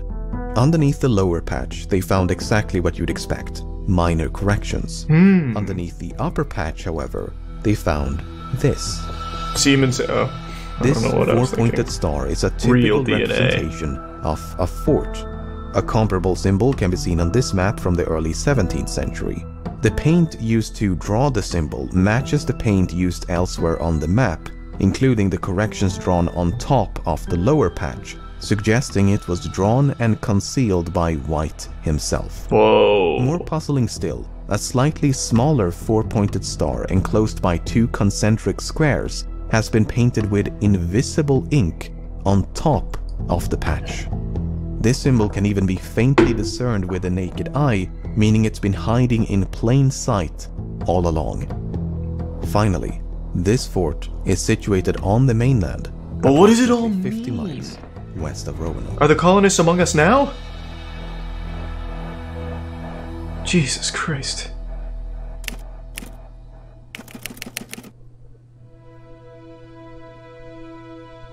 The location of the concealed fort was quickly named Site X in reference to the expression X marks the spot. Nice. While the fort itself Pretty has cool. yet to be found, presuming it was ever built, archaeological digs have uncovered a few items of interest. Fragments of pottery Hey, I know and his channel bits of very well, metal King Oso. are indicative of an English presence, but much like the findings on Hatteras, an indisputable link to the lost colony has yet to be established. God damn, thank you again, Rob. That being said, the research is still ongoing, and the smoking gun, whatever it may be, will I perhaps can do have that been next. found by the time you're watching this. Presuming this is the intended location for the city of Thank Raleigh, you, Rob. one Thanks to has to resub wonder, Rubhub. why was it concealed with a patch? Tempting as it may be to envision some elaborate conspiracy, there is a very simple explanation. Remember how in 1608 John Smith sent his rough map of Virginia Yes, how back could I to forget England? 1608? Well, this is not the original map, but an illicit copy. A copy made in secret by the Spanish ambassador and covertly passed along to the King of Spain. So England had good reason to worry about sensitive information, such as the location of a fort, being intercepted by enemy spies. Another example is how the colony on Roanoke was concealed through omission. We still don't know the precise location or layout of the colony because it was never indicated on any of the surviving maps. While it continues What do you mean? I was looking right at it. speculation among historians and archaeologists, this secrecy did serve a purpose as it prevented Spain from ever finding the colony. In fact, Spain continued to search for the colony long after it was lost, so it's unlikely they had anything Thanks, to it gives do a with its potato and prime disappearance. vengeful. On the other hand, if the fort was never built, Good point, the patch Andy. may be precisely what it was always assumed to be, nothing more than a correction. Then again, the near invisible symbol drawn on top of the patch strongly imply concealment as opposed to a simple revision. After going through all the available evidence, this is what I'm thinking. So John White left Roanoke in 1587. Right. When he failed to return, the colony was split into two groups. One decamped for Site X, while the other went to live with the friendly Croatoans to await the governor's return. Oh, The region is interesting. known to have suffered a severe drought just after White left, so the relocation may not only have been motivated by diminishing supplies and hostilities, but also Maybe by a another night, lack of comrade. water and crop production. It's As getting late, years no more turned rabbit into holes. decades, the colonists may have I'm already started deep in families one. with, and thus become inseparable from, the indigenous people amongst whom they lived.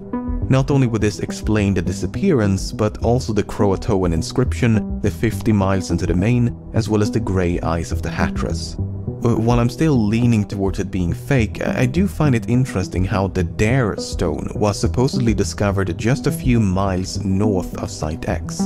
After all, if you're a hoaxer and you want to convince 1930s America that this stone is genuine, why claim you found it so far away from Roanoke?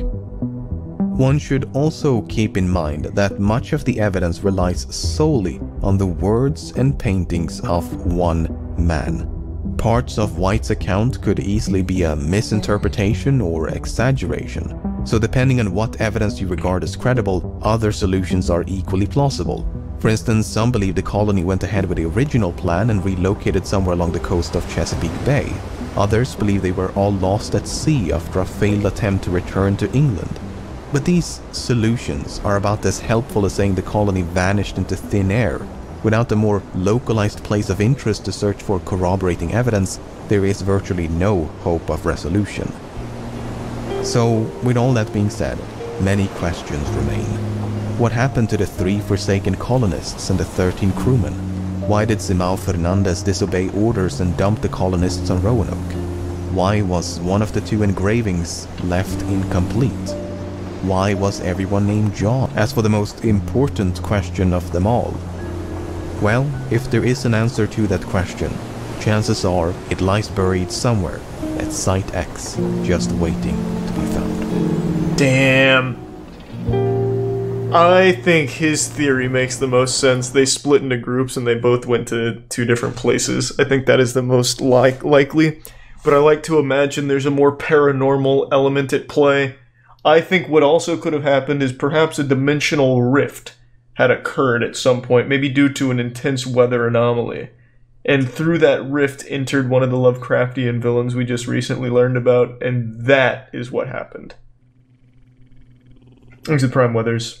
And I can't be proven wrong yet, but I eventually will, I think. I'm built differently. I'm built differently. I'm built differently. Yeah, I'm built differently. You watched the latest LEMMiNO video? Not yet. Actually, was planning on it, but then didn't last YouTube. This is about the Great Filter, right? It's not about the Great Filter. Oh, it's the Fermi Paradox for this one. Okay. In the spring of 1806, 2 German astronomers were independently observing Venus when they noticed something odd. Giant-titted aliens. The hemisphere facing away from the sun did not perfectly blend with the blackness of space. Instead, it had a faint glow with a grayish-red or ashen-gray appearance. This ashen light resembled a phenomenon known as earth shine. It's when sunlight reflected by the earth faintly illuminates the night side of the moon. It seemed reasonable, therefore, to ascribe the ashen light to a similar cause, namely that sunlight reflected by a Venusian moon was faintly illuminating the night side of Venus. Only one slight problem: Venus doesn't have. Oh, it was an invisible spaceship. This meant the Activated ashen cloaking light tech. resembled earth shine in appearance only because there was nothing in proximity of Venus to reflect any sunlight. Yeah, LEMMiNO In is the words amazing. of famed astronomer William Herschel, those regions that are turned from the sun cannot possibly shine by a borrowed light.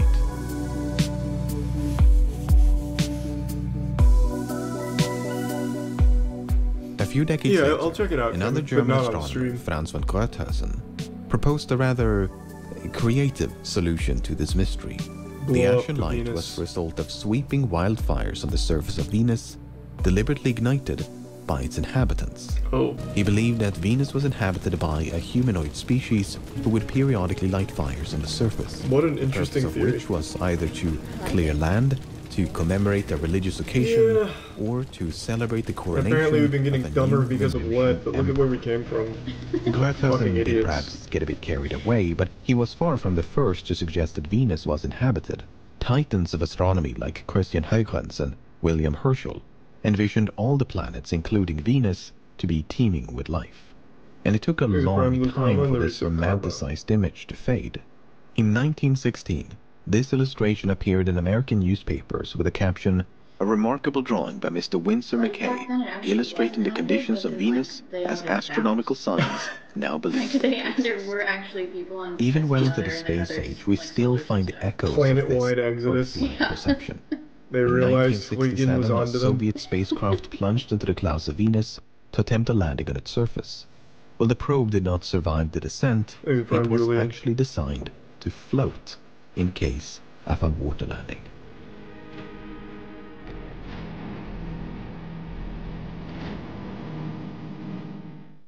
History is ripe with stories much like this one, largely forgotten stories that once upon a time promised to end our cosmic solitude. Lowell, far from the diffused shadings That is a reported cool by name. his First of all, peers, great name. Lowell could discern a distinctive network of branching spokes.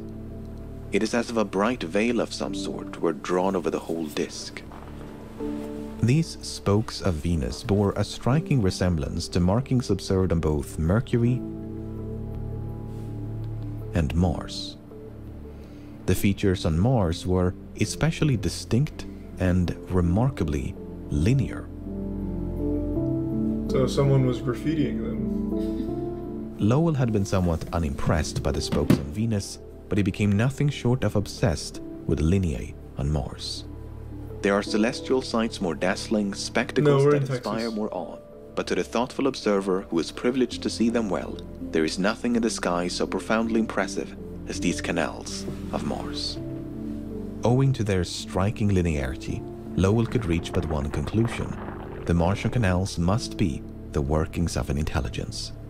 He carefully laid out his arguments in 3 lengthy books filled with these intricate Oh, he maps was a and scam illustrations. artist. The Martian canals represented a vast irrigation Yeah, he's network the original designed L. to Ron carry Hubbard. melted ice water from the poles Man tried to make down early to the equator. Scientology. Yeah. While many were understandably skeptical, the idea that Mars could be inhabited was an extremely compelling one, perhaps even more so than Venus. Legendary science fiction author H.G. Wells famously wrote The War of the Worlds, I know a fictional that one. story about the Martian invasion of Earth, first published in 1897. But a decade later, Wells published a speculative non-fiction article titled The Things That Live on Mars. Inspired by Lowell's fanciful interpretations, Wells goes on to envision the habitat, society, and appearance of real Mars. Man, you fucking dumb. You think the aliens would look like this using... What is this? Does that one alien have like little flowers in her hair? Yeah, I guess. Cute girl, love the accessories. They look like fucking sea monkeys. Like, there's no chance these guys would Is ever... that their magic carpet? Is that how they get around? I don't know. God only knows. I'm more interested in all like the weird tech. So they have water wheels, but also like these giant mega structures. So they're all over the place, honestly. To Wells Exit and Prime, many others, nerd. the existence of Martians was not just possible, it was probable. Indeed, to some, it had already attained that's a good a veneer one, of too. truth. In I love 1891, old the alien French things. Academy it had It's like an already elephant in attained a a suit. veneer of truth. In 1891, the French Academy of Sciences There's was actually this bequeathed a great sum of movie 100,000 that, francs I watched by a the other wealthy night in a hotel. Parisian widow. The money was to be awarded to the first person who found the means of communicating with another planet, with the notable exception of Mars, So, like, different animals implying that came down to communicating Earth with and they were Martians would have been far too simple from the of a 70s. challenge. That's awesome. Indeed, maps of the Red Planet published by the US military that very same year featured sprawling networks of canals. Man, we're really blasting through the timeline here. The alien factor asteroids. The alien factor. A towering Atlas Agena rocket is the launch vehicle that hurtles the Mariner into the heavens.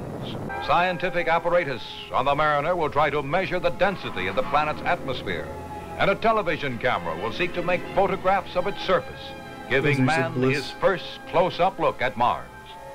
The American spacecraft Mariner 4 transmitted the first close-up photographs of the Martian surface in the summer of 1965. Boo, Mars is boring. Despite the complete absence of any linear markings, scientists at NASA were unwilling to give up hope.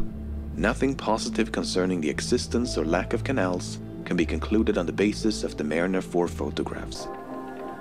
I mean, look at this. Not only is there a clear correlation between this sketch and this photograph of Mars, but you can almost see these barely perceptible lines snaking across the plains. But what does that all mean? The spokes on Venus, meanwhile, bear a curious resemblance to the inside of an eye. Oh. It appears that Lowell constrained the aperture of his telescope to such an extreme that the blood vessels inside his eye began to cast shadows, I guess, if some of which might have fallen onto Lowell's retina, creating the illusion of labyrinthine markings on distant worlds.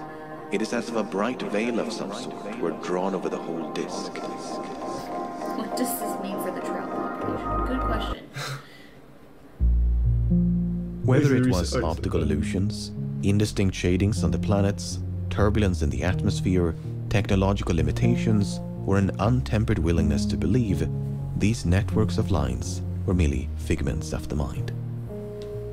There is something incredibly tragic about these old misconceptions. I mean, there was a time not so long ago when life beyond meant life right next door. There's still hope of finding less complex forms of life on a select few planets and moons, which is very exciting, but also a far cry from a tropical Venus or an Ecumenopolis on Mars. As our knowledge of the universe continues I think it'd be to so expand, underwhelming if all so we too found was must like a our small search little for bacteria cosmic neighbors. out in space. Can't even talk to it. Wouldn't even speak English. By the mid-20th century, the Asian light had been observed by not dozens, but hundreds of observers, many of whom were as experienced as they were adamant of the phenomenon's existence. Despite this preponderance of eyewitness accounts, the lack of any empirical evidence attracted a fair amount of skepticism. In early 1643... Holy shit, this... What? God damn it, it just scrolled up. Holy shit, this video is far off. How can people publish these lies? It's literally a history lesson. What do you mean? What do you think happened in history, I guess? What lies? That's a genuine question. I'm super curious. Because it's not like he's giving any, like, takes or anything, or misrepresenting it. It is literally the history of how astronomers once viewed Venus and the theories that came along with it. And he even cites the sources in the video. Even, like, let's say in, like, a far-off possibility that everything outside of Earth is CGI, it still wouldn't change that there's nothing being lied about in this video. It is still just a history lesson of what the astronomers were saying and how they arrived there. The history is cool, but the talk about aliens is far off, and we all know this. He was saying what the astronomers said. What are you talking about? Exactly what an alien would say. What the fuck? He was just saying, like, the astronomers believed that it was probable that there were aliens on Venus or Mars due to them seeing the ashen light as well as canals. Keep in mind, these are 200-year-old people. These are primitive. They're not as smart as you with the C+ and AP biology or whatever, but he's just going over, like, where it came from. Did you mean... Okay, maybe I misunderstood. It's fucking 5 a.m. Maybe I Do you mean the video creator, LEMMiNO, or do you mean the old-timey people? Because maybe there's a disconnect. I thought you're talking about LEMMiNO, but maybe you're talking about primitive man. The astronomers have learned over the years most of the stuff they learned wasn't correct. I enjoy the history of the video creator. Sorry. Even more... Yeah, I don't know. Old humans are dumb. Agreed. They don't even have Google. Like fucking virgins. Ritually witnessed a band of colors enveloping the disk of Venus. The night side was tinted greenish blue, enclosed by a semicircle of light. Riccioli ascribed the vivid colors to light being refracted inside his telescope, an effect known as chromatic aberration. In other words, Riccioli thought the faint glow on Venus was an optical illusion.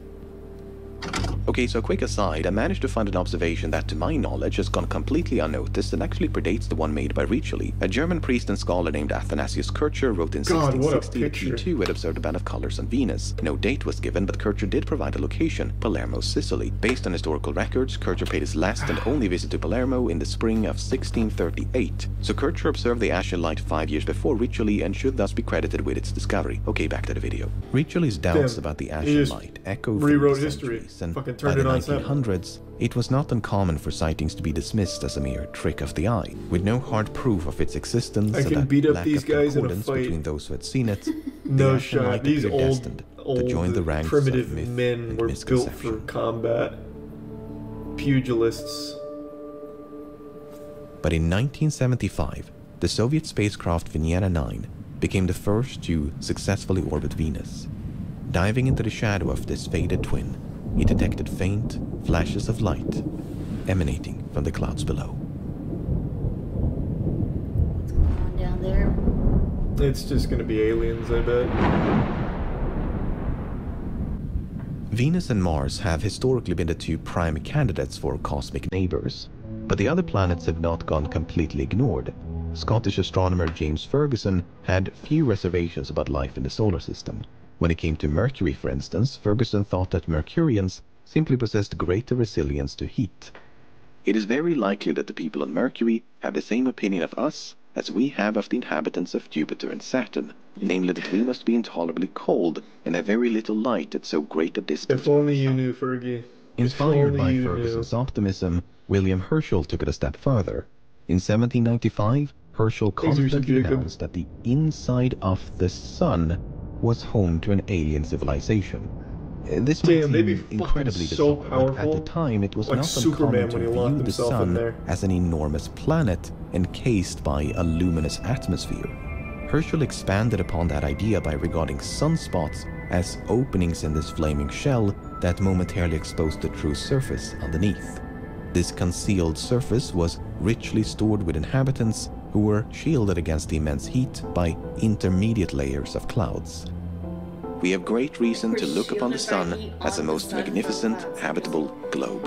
What's crazy to me is that these old primitive theories are somehow less crazy than the modern ones from people like that... flat earthers and stuff? Yeah, it's fucking wild. Like, the conspiracies that we come up with now blow these old ones out of the water, despite the people having no reason to believe, like, any of it was not plausible. I told you about that time I interviewed the guy who believed aliens lived on the moon. Up in, like, near Aberdeen, Scotland. No, I don't think he said that. He literally would take pictures from, like, you know how there's, like, Google Earth? Yeah. Google Moon images. Take a screenshot, put it in Photoshop, and use the high-pass filter on it, which basically turns the entire image to all gray, and then finds the edges, right? And then he would take that, do the high-pass filter on it like 6 or 7 times so it would create like really hard edges and be like, do you see this? This is a map of the underground. Like, you can't see it unless you use this filter. And I wanted to be like, oh my God. But we were so scared we were going to die if we didn't finish the interview because the guy was a whack job.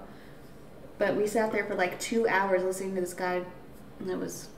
Yeah, you're right. People have some pretty interesting theories. Maybe he was right, though. We haven't really checked for, like, underground railroad systems on the moon yet. Whereas you and I see a barren landscape devoid of life, Hevelius espied upon the moon a near perfect copy of Earth. Mountains and valleys, rivers and lakes, swamplands and woodlands, islands and capes.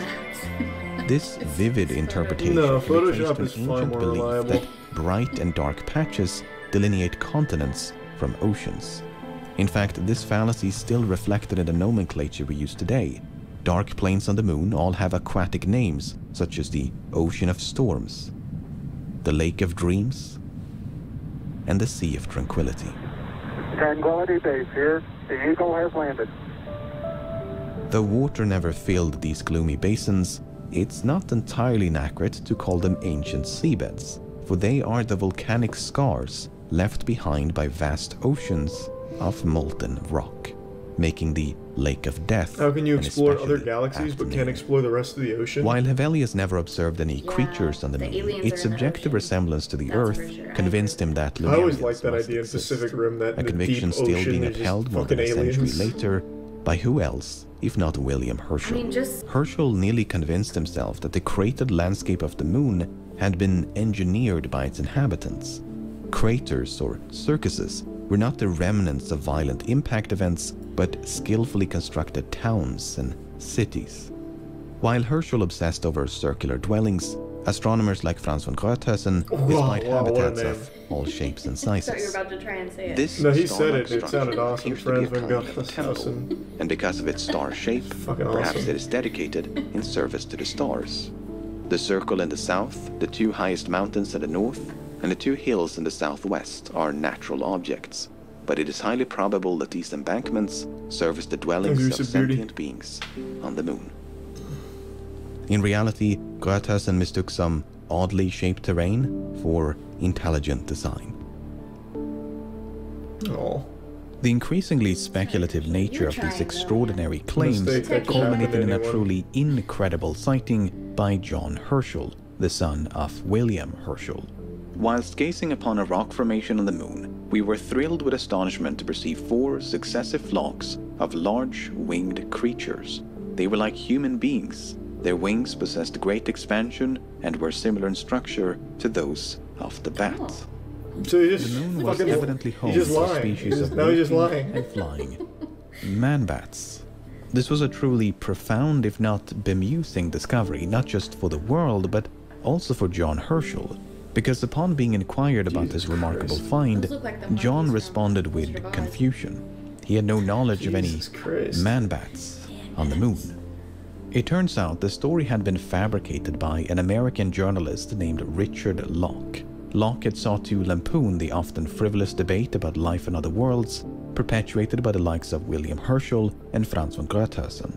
Instead, the great moon hoax of 1835 convinced thousands around the world that the moon was inhabited by bat-like humanoids, unicorned bison, bipedal beavers, as well as, well, storks and goats. There's also this image of a man-bat besat flat upon the back of a fellow man-bat televacked by a pack of man-bats. As to why this guy is copping a whiff, history has declined to answer. I don't know. It's a pretty cool fucking picture, though. I wish those aliens were on the moon. Bro, if those aliens were on the moon, there'd be As time no went on doubt and people would be telescopes just improved, like it became killing them increasingly difficult relentlessly. to argue in Just favor because they of don't moon's like the way they habitability. look. With fucking no sniffing apparent buttholes and atmosphere, shit. this dry and barren wasteland seemed an improbable abode for life as we know it. But by the mid-19th century, the life debate had been resurrected by a new hypothesis about the shape of the moon. The argument was that gravitational forces had stretched the moon into the shape of an egg. This uneven distribution of mass meant that any atmosphere or fluids would have coalesced on whichever side was closer to the center of gravity. If that happened to be the far side of the moon, an argument could be made for its habitability. As one author put it, though the near hemisphere is a lifeless desert, having neither water nor air to sustain life, the hidden hemisphere may have a teeming population. Among the proponents of this And he radical was hypothesis right. was none other than John Herschel. An egg shape would fully account for the total absence both of air and of water on the side of the moon turned towards us, and would be quite compatible with the abundant existence You of both gain and of a immunity habitable from hemisphere shit by on the licking opposite side. ass. Ew. Had history played out differently, perhaps Don't we'd be think that's dealing with scientifically egg correct. mooners The instead more of flat ass you earthers lick, at this the point. less No, but that's hurt you lunacy. are by Okay. shit, While I skeptics guess. made quick work of the egg-shaped moon hypothesis, sense to me. far-side inhabitants could not be Jeez. so easily dismissed. After all, the far side of the moon is unseeable from Earth, and thus ripe for speculation. Let's do it. Well, then I subjected them to a spectrographic analysis. It's dust. A great amount of radioactive dust. Larry, what you're saying is that somehow, for some reason, the moon has been encircled by a ring of highly radioactive dust? Something's going on the other side of the moon. the invisible side. This is Something that we ought to know about. By placing aliens on the far side of the moon, early science fiction authors were able to skirt the line of plausibility. Oh, you're talking about Moonfall. To conceal their presence and perhaps observe humanity from a distance, this cosmic blind spot was the perfect hiding place. At least that was the opinion of famed American astronomer Carl Sagan. It is not out of the question that artifacts or even some kind of base is maintained within the solar system. Did he really say that? That doesn't seem like anything he would ever believe. Of the far side of the moon in late 1959, when the Soviet spacecraft Luna 3 relayed these images back to mission control. Subsequent Moon missions is just improved hiding her quality, pussy on the other side. but alas, reveal nothing but more moon. But this idea of concealment lingers to this day. Many are still holding out hope that somewhere in the solar system, the ruins or technology of some unknown intelligence lie waiting to be found. God, I hope that's accurate. In 1988, the Soviet Union launched a probe known as Phobos 2. As the name implies, part of its mission was to investigate the Martian moon, Phobos. The probe arrived at Phobos without any major complications, and in late March of 1989 began preparations to plant 2 instruments onto its surface. But then, contact with Phobos 2 was lost. In the weeks and months that followed, rumors began to circulate. Puzzling features and shadows were said to be visible on some of the final images transmitted by Phobos 2, the nature and origin of which supposedly defied explanation. Through various articles, conferences, and television programs, these images were gradually unveiled to the public. They appear to depict an unidentified craft in orbit around Mars. It was said to be an alien spaceship that had attacked and disabled Phobos 2. Not only that, but it cast an enormous elliptical shadow upon the surface of Mars. Okay, that's interesting. The Eye of Sauron, eh? Но эта тень появилась действительно неожиданно, и что это такое, мы сразу не поняли. И, наверное, не очень хорошо обратили на это внимание, потому что дальше она опять, увидите, продолжается в виде полосы такой. То есть это не предмет, висящий над поверхностью, а это, видимо, тень все-таки на поверхности планеты? Наверное. Потому что, то есть это не полностью перекрывается, так сказать, сигнал от поверхности Марса. Это похоже на ракету, взлетающую с поверхности Марса, и после которой еще остается инверсионный след. Как вы к этому относитесь? Но если дать волю фантазии, то, конечно, можно найти и такие объяснения. Но мы склонны видеть совершенно реальные, хотя, может быть, еще до конца не объясненные обстоятельства, которые породили вот такой вот след. Скорее всего, это все-таки тень от какого-то объекта на поверхности, потому что сквозь тень просвечиваются элементы поверхности. Raw data from the Phobos 2 mission became readily accessible. The unidentified craft looked an awful lot like an overexposed transmission artifact. In fact, all the infrared images featured the same white streak. Yep. God damn it. Meanwhile, the elliptical shadow belonged to Phobos. Its elongated shape was due to multiple scans or photographs being taken in sequence before assembling the final image. Stories like the Phobos incident have become rather par for the course. Some initial event or discovery leaves an information vacuum which is immediately filled by fantastical speculation. Yeah, a printing artifact becomes a tower on the moon. The happenstance of light and shadow begets a human face on Mars. Fucking cool. And these prominent boulders on both Mars and Phobos conjure images of a certain Stanley Kubrick film. Whether you're an amateur or professional, have no experience or decades worth, you're never quite immune to this kind of self-deception. When you want something to be true, it can be deceptively easy to convince yourself that it is. Remember that prize money, the 100,000 francs, offered to anyone who discovered a means of communicating with another planet, excluding Mars. Well, in 1937, there was a claim on that prize.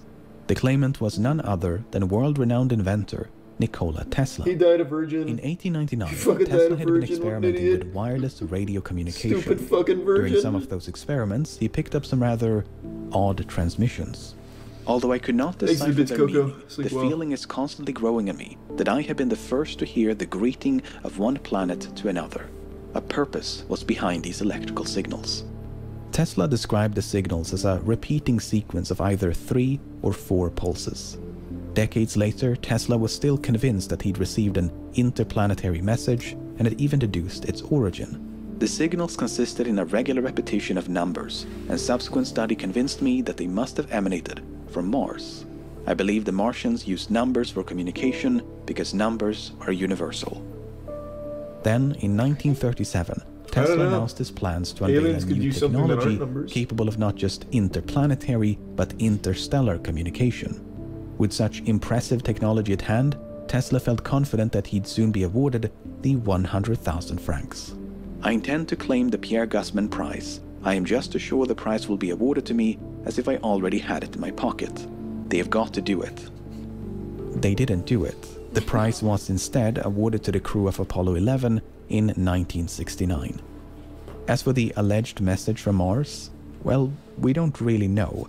While Earth was much quieter back in 1899, it was still far from radio silent. Wow, that's a cool noise. Shit.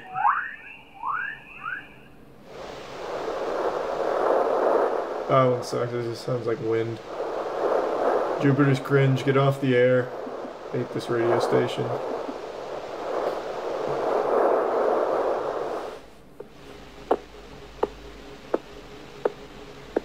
Just sounds like footsteps. Boo!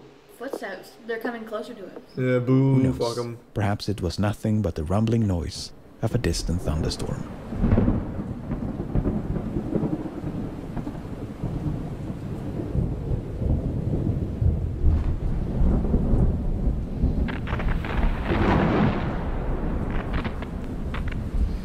Upon sailing into the shadow of Venus in 1975, Venera 9 detected faint flashes of light.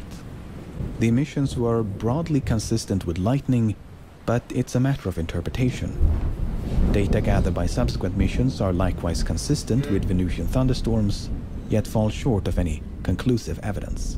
Presuming that lightning does occur on Venus, could it explain the ashen light? I don't think it well, could. It's been the only explanation for the ashen light is a highly advanced civilization of aliens. Per second to yield a glow Perhaps that's even using visible Mass from Effect Earth. relays to That's travel. more than 20 times the mean rate on Earth, and would likely been observed a long time ago. Was correct In the blunt words initially. of another paper, lightning is not Or acceptable was as it an Herschel? explanation for the ashen light. But in certain parts of the world, there is another striking phenomenon illuminating the night sky. Aurora These Borealis. vibrant curtains of light are the result of That would charged particles ejected by the sun but it colliding is with the cool. Earth's magnetic field. Could something akin to These the are some northern starlight. lights be responsible Fake. I for don't believe the it. ashen I think that light? I've been scammed. Aurorae have indeed been observed on It's also planets like encouraged Jupiter cowardly and dogs, Saturn, so Okay, so maybe it might seem like an obvious solution. What makes it not so obvious is that the magnetic field around Venus is virtually non-existent. It is extremely weak and transient and is generated by a completely different process than here on Earth. In spite of this, when caught in the path of a solar storm, Venus has in recent years been observed to glow. That's fucking awesome. The underlying mechanism of this glow is still poorly understood, but there is an apparent link between solar activity and diffused emissions of light on the night side of Venus. According to author John Barentine, who's written the definitive book on the subject, the data are inconclusive, but there are hints in this figure that something is indeed up. The apparent spike in the number of ashen light sightings in the 1950s correlates with one of the strongest solar maxima of the past 250 years. Okay, so we're getting somewhere. As While all of Wi-Fi this signals sounds quite increase, so promising, too it's does a bit the too maxima. early to celebrate.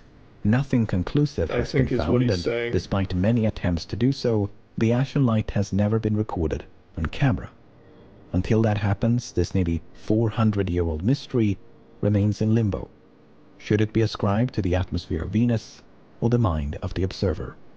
Perhaps we should have listened to Giovanni Riccioli from the very beginning. Perhaps it is nothing more than a convincing illusion. Yeah, I think it's an illusion. I don't believe in anything. Ever. At all. The search Nothing. for cosmic neighbors continues.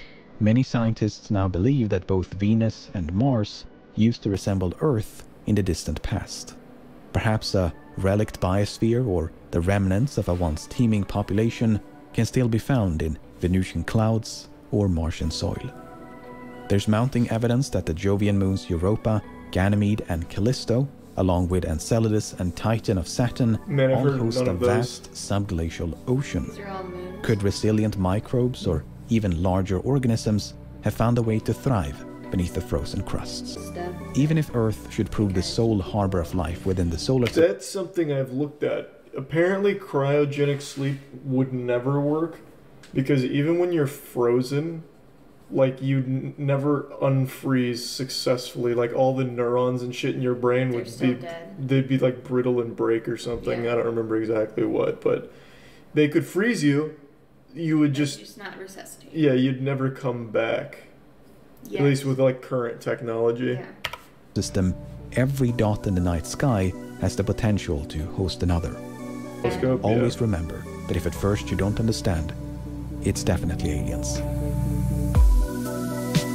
God, nothing but bangers from LEMMiNO.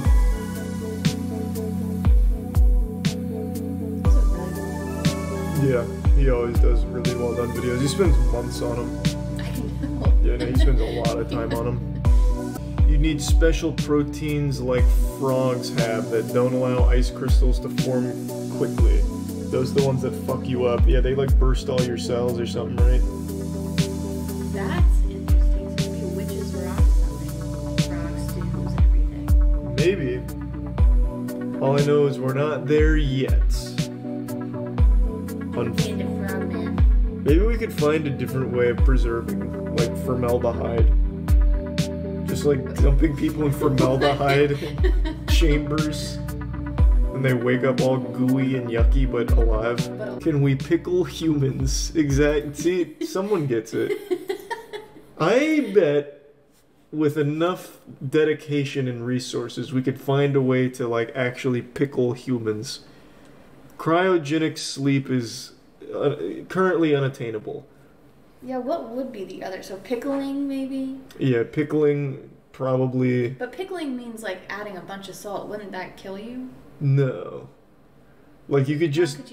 You could epoxy. You could even use there's a hot dog that's been alive for like 2 years now, trapped in epoxy. I'm sure it'd work the same for a human. But... Well, yeah, but that's why with the epoxy, we'll mix in with like ice cubes or something. Oh, okay, yeah. So it's not like extreme enough to form...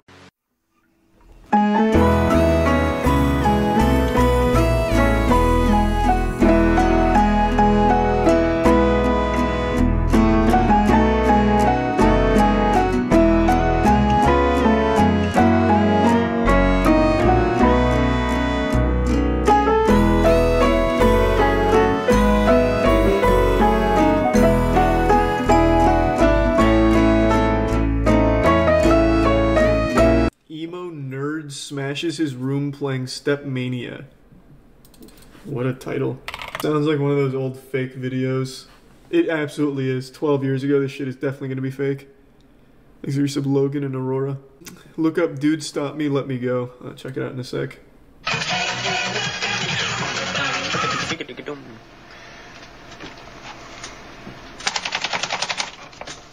I actually researched this story. It's real.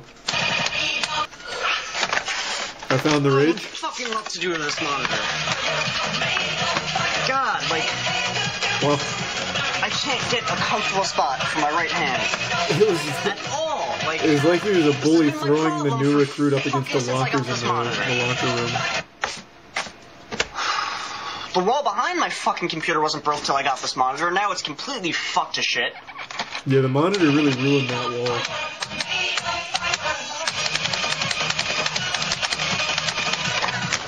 Oh, speaker's in the way. Fuck out of here. Okay, yep, get that shit out. The speakers are just being real assholes.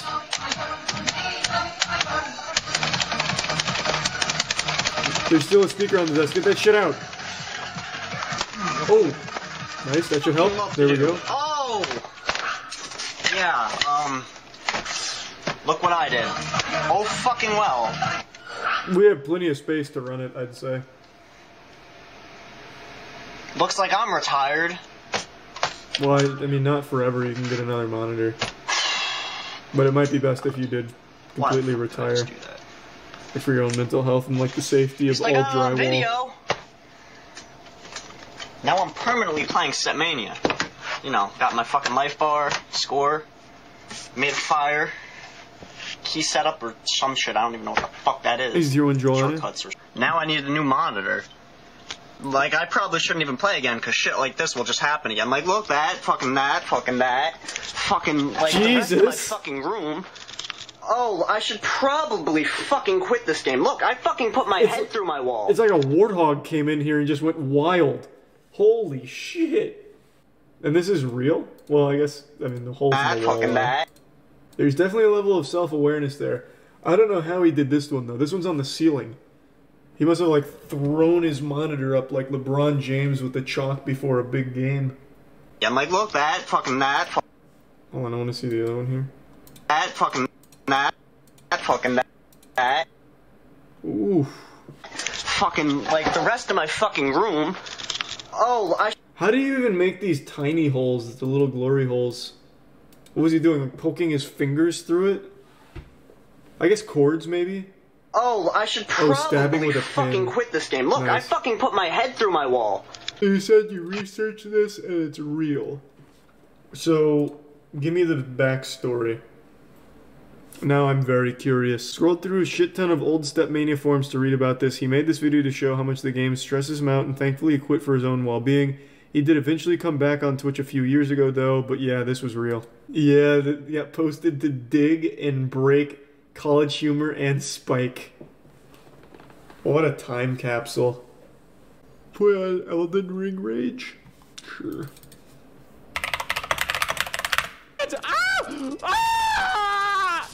Well, that's not Rage at all. Okay, what the fuck was that intro? You gotta think about it lots.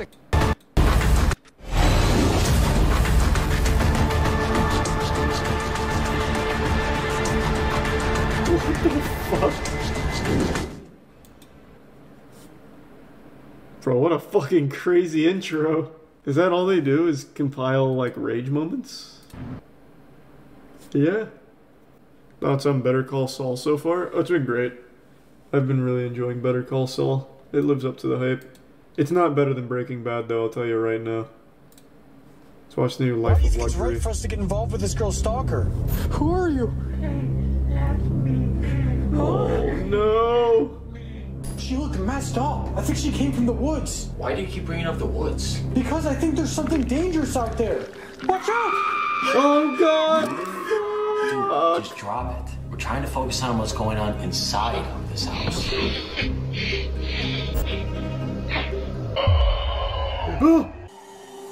Wait, so those, like, shadow hands are, like, actually the hero.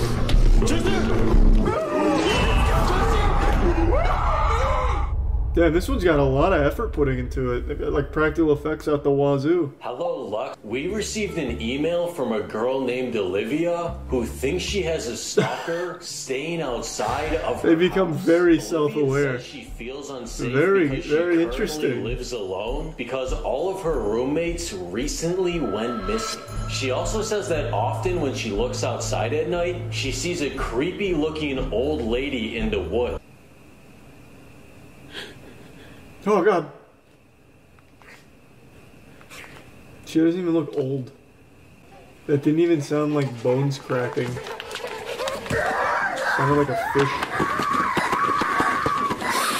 So tonight we're going to drive to Olivia's house and Is try this to real? find out It is who's actually. been stalking her. I read about it in the paper. First, Yo, everyone, look at that nerd. Oh, it's gonna be like a merch plug?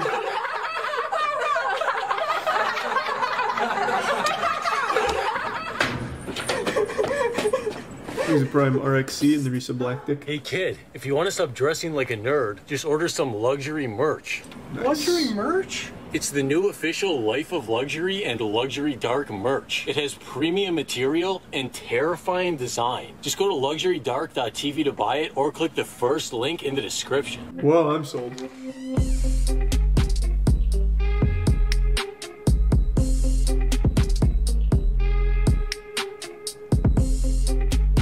resub 50 Shades of Moose.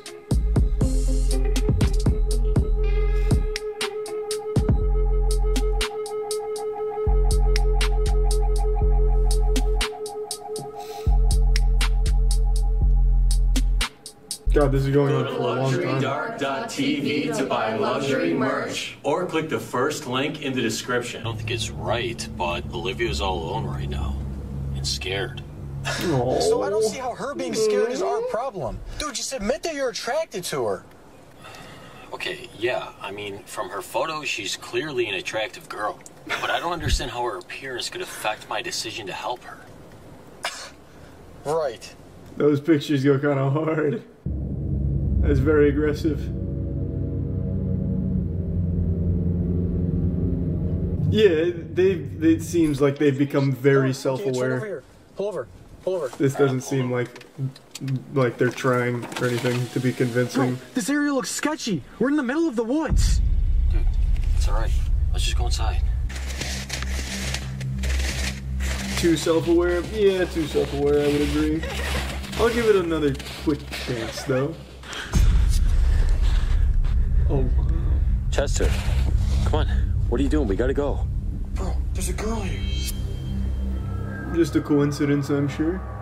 Dude, come on. Dude, what is she doing there? I feel like they were always self-aware. Maybe, but I feel like the first one we watched from them with the he keeps growing at night or whatever seemed like a legitimate attempt to make like a horror short.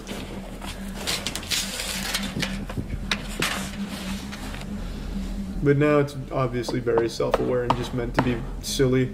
I'm more just curious if the girl that they have to play this part here is actually the girl in those photos. Oh. Hi, we're here for Olivia. Is she home? That answers that. Yeah, I'm Olivia. I catfished you. Dude, what's going on? Sir, listen. Bro, these storylines are getting all wild the way now. Here for Olivia. Is she here or not? Nah, she's not here. I'm Olivia. I catfished you. Dude, this is weird. Is this some type of trick? No. Listen, I think I'm being stalked by this weird old lady. I need you guys' help. Just come in. He kind of looks like Joji. Hey, fuck yeah. Nice. Well, they're leaning into the self-awareness. That's good. It's always good when someone becomes self-aware. Not Darman, though. True, not Darman. That ruined it. Too self-aware. The amount of views stuff like this gets are wild to me. Yeah, usually if you make content geared towards either family-friendly or kids, it's going to pop off. Let's see. Where is it? It'd be like, what, 2 weeks old? Oh, no. Yeah, there it is. I'll have you guys know before this video starts John that I'm Tier 37% 1 Spanish. I spit into a 23 Resub YouTube and Drohan. found this out. And my grandpa lives in Madrid, and I'm fluent. Hablamos español. So let's get into it. We're talking today about the English versus Spanish-speaking streamers. I had a There's great time in giant war Texas. brewing, and it all started from Disguised Toast's Rust server. There's a lot of big names, XQC on the English-speaking side, and also a lot of big Spanish-speaking streamers like Alex, Babai, that are huge people. And it's no secret that Spanish-speaking streamers are bigger than Yeah, this ever. happened like Look at 2 weeks Babai, ago, I think. The guy is only growing. So this was supposed to be a cool event, bringing everyone together.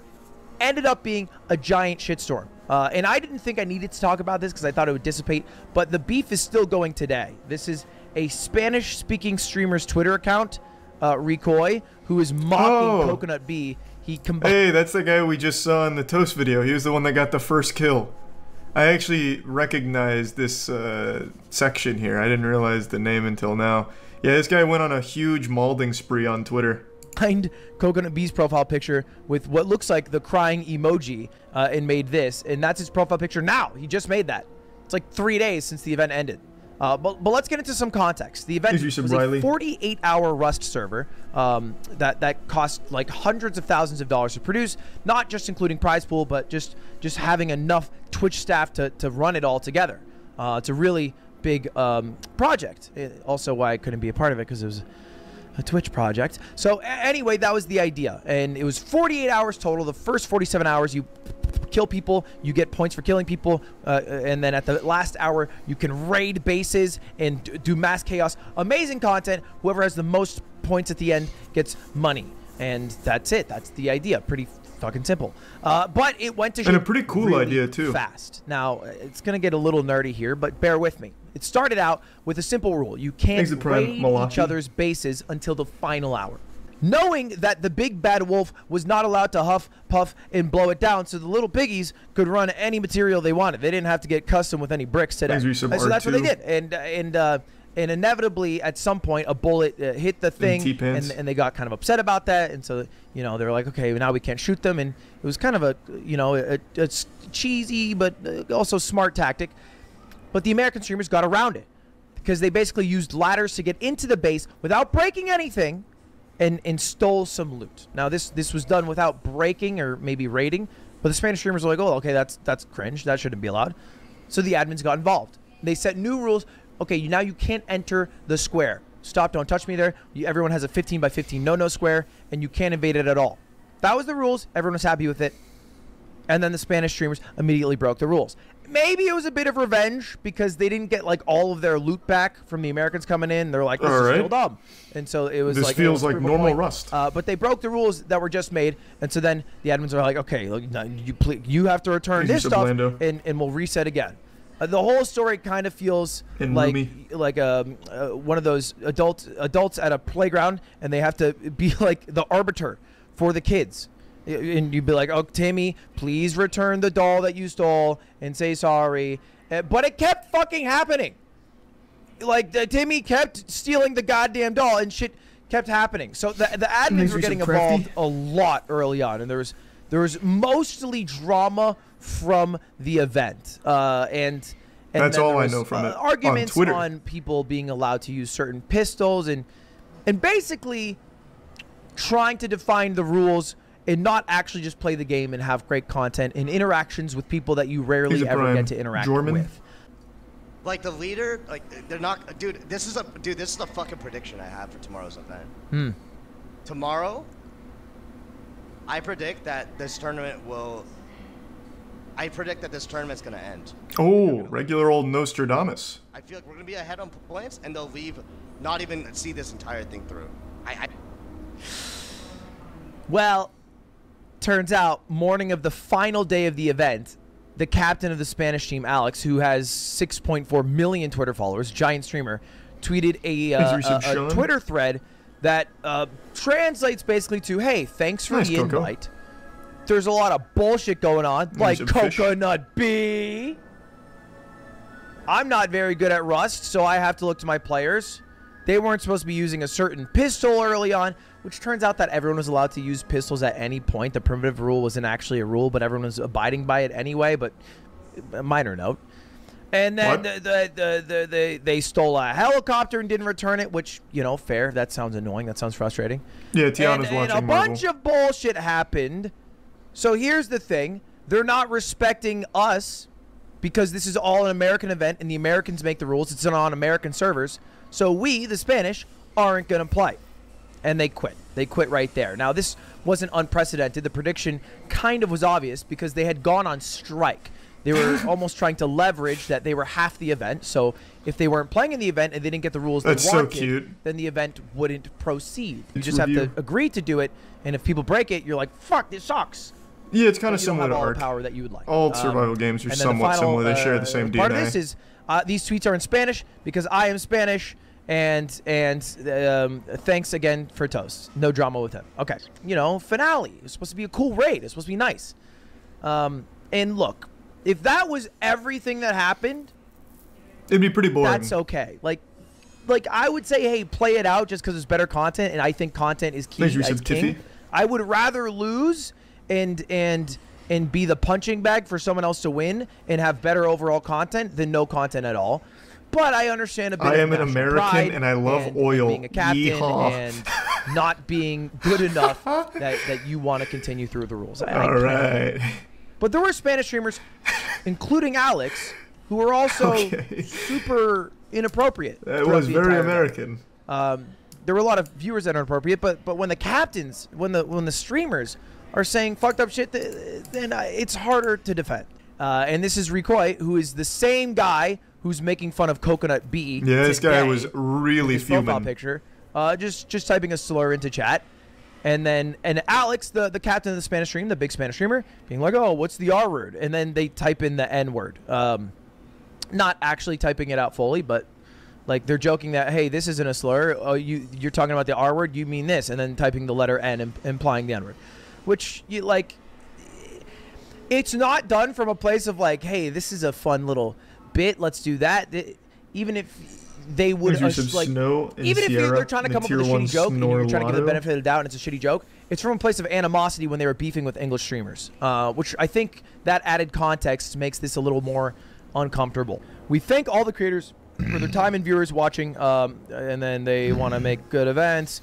We understand. We're listening to the community. What's the drama about? The way we wanted. We Spanish streamers thinking the Americans Spain, are cheating. LATAM and NA communities in future events, and that's it. Oh, I thought it was rigged against them. And a lot of NA streamers were pretty sad. Here's a clip. Wendy Natsumi, one of the streamers on America's side, stayed up for like 48 hours.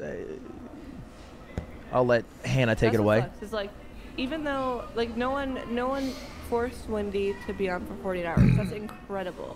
Like, Wendy is a godsend. Like, no one. Oh, rip Wendy. Wait, is that her? Oh, no. Dude, no one. It reminds me of Pixel Place. You're talking about our place. Yeah. They're really caught up about this. You know, the whole internet was trending up in arms for the English speakers. But I think Mendo, one of the English-speaking streamers who played the longest, right? No, I never watched the actual conclusion to all the drama. And this is what he had to say. I thought it was pretty poignant. Stand by those fucking words 100%. It is spineless, it is childish, and I cannot believe that actually happened with a set of streamers that are grown adults when they call us 14-year-olds. The fucking racist chat hoppers that fuck up everyone in my team, my teammates, the people that have never played before, saying racist shit like eat your dogs, go back to the kitchen to the women that are playing. Yeah, tell your truth, Mendo, yeah. Get banned. I know the streamers are not doing actively anything to stop this. And God damn, throwing it down. Spineless shit too. I cannot believe that grown adults act like them. Words I could not agree more with. I had the same exact problems when I was doing Rust with XQC, because he would say something like Ludwig's being a rat, and then I'd have a million people in my chat when I was a smaller streamer than I am today. And it was fucking annoying, and I would get mad at X, say the same things, and it sucks when, you know, any streamer's doing it. And it seemed like the main people doing it in this event were the Spanish streamers. And it's kind of a bummer. It's kind of a bummer that it was a bad first integration from all the communities, because I think a lot of the wasn't really the first. To be fair, our place did it first, right? Wasn't the Twitch drama? I think it happened. The Rust event happened a week after our place. Well, I think, wasn't it? Yeah. So our place, we had already clashed. We had already kind of butted heads a bit. Got a little wacky in the Thunderdome, and that was good, I guess. Are fucking dope. Most of them are, you know, almost all of them are, and make super awesome content. Our place was more than just Twitch. And there's nobody, I've always said this, that I look up to more than Ibai right now. Maybe Germa. I mean, Germa's cracked, but that's doing it the way I think you should be doing streams. And so it's a bummer that Ibai this stream like slap. melding of communities was such a flop. It's tough, but at the end of the day, it just felt like there was so much animosity, and it came from a lot of the leadership on the Spanish side's team. Not everybody. Some people had great interactions. Yeah, true. Alex B's like 11 tweet long rant was pretty embarrassing. But the leadership on the Spanish streamer side, I feel like kind of ruined this event to some extent. And maybe there could have been more effort done beforehand to ensure that it was more fair and that they were okay with the rules before signing up. I can't imagine streamers do that much due diligence before signing up for events. But maybe that's what we should be doing, so this doesn't happen again in the future. Anyway, sad for streamers. That's the drama of the week, and I'll let Toast finish it off because I think he really encapsulated it the best. I thought there was more to it, but it looks like I pretty much understood all of it beforehand. Hi, Toast. I authorized shifter on all the... Nice. Yeah, I thought there was so many more layers to it, but yeah, I guess they just really lost their fucking minds over almost nothing. That's a shame. I thought that was going to be like a crazy story.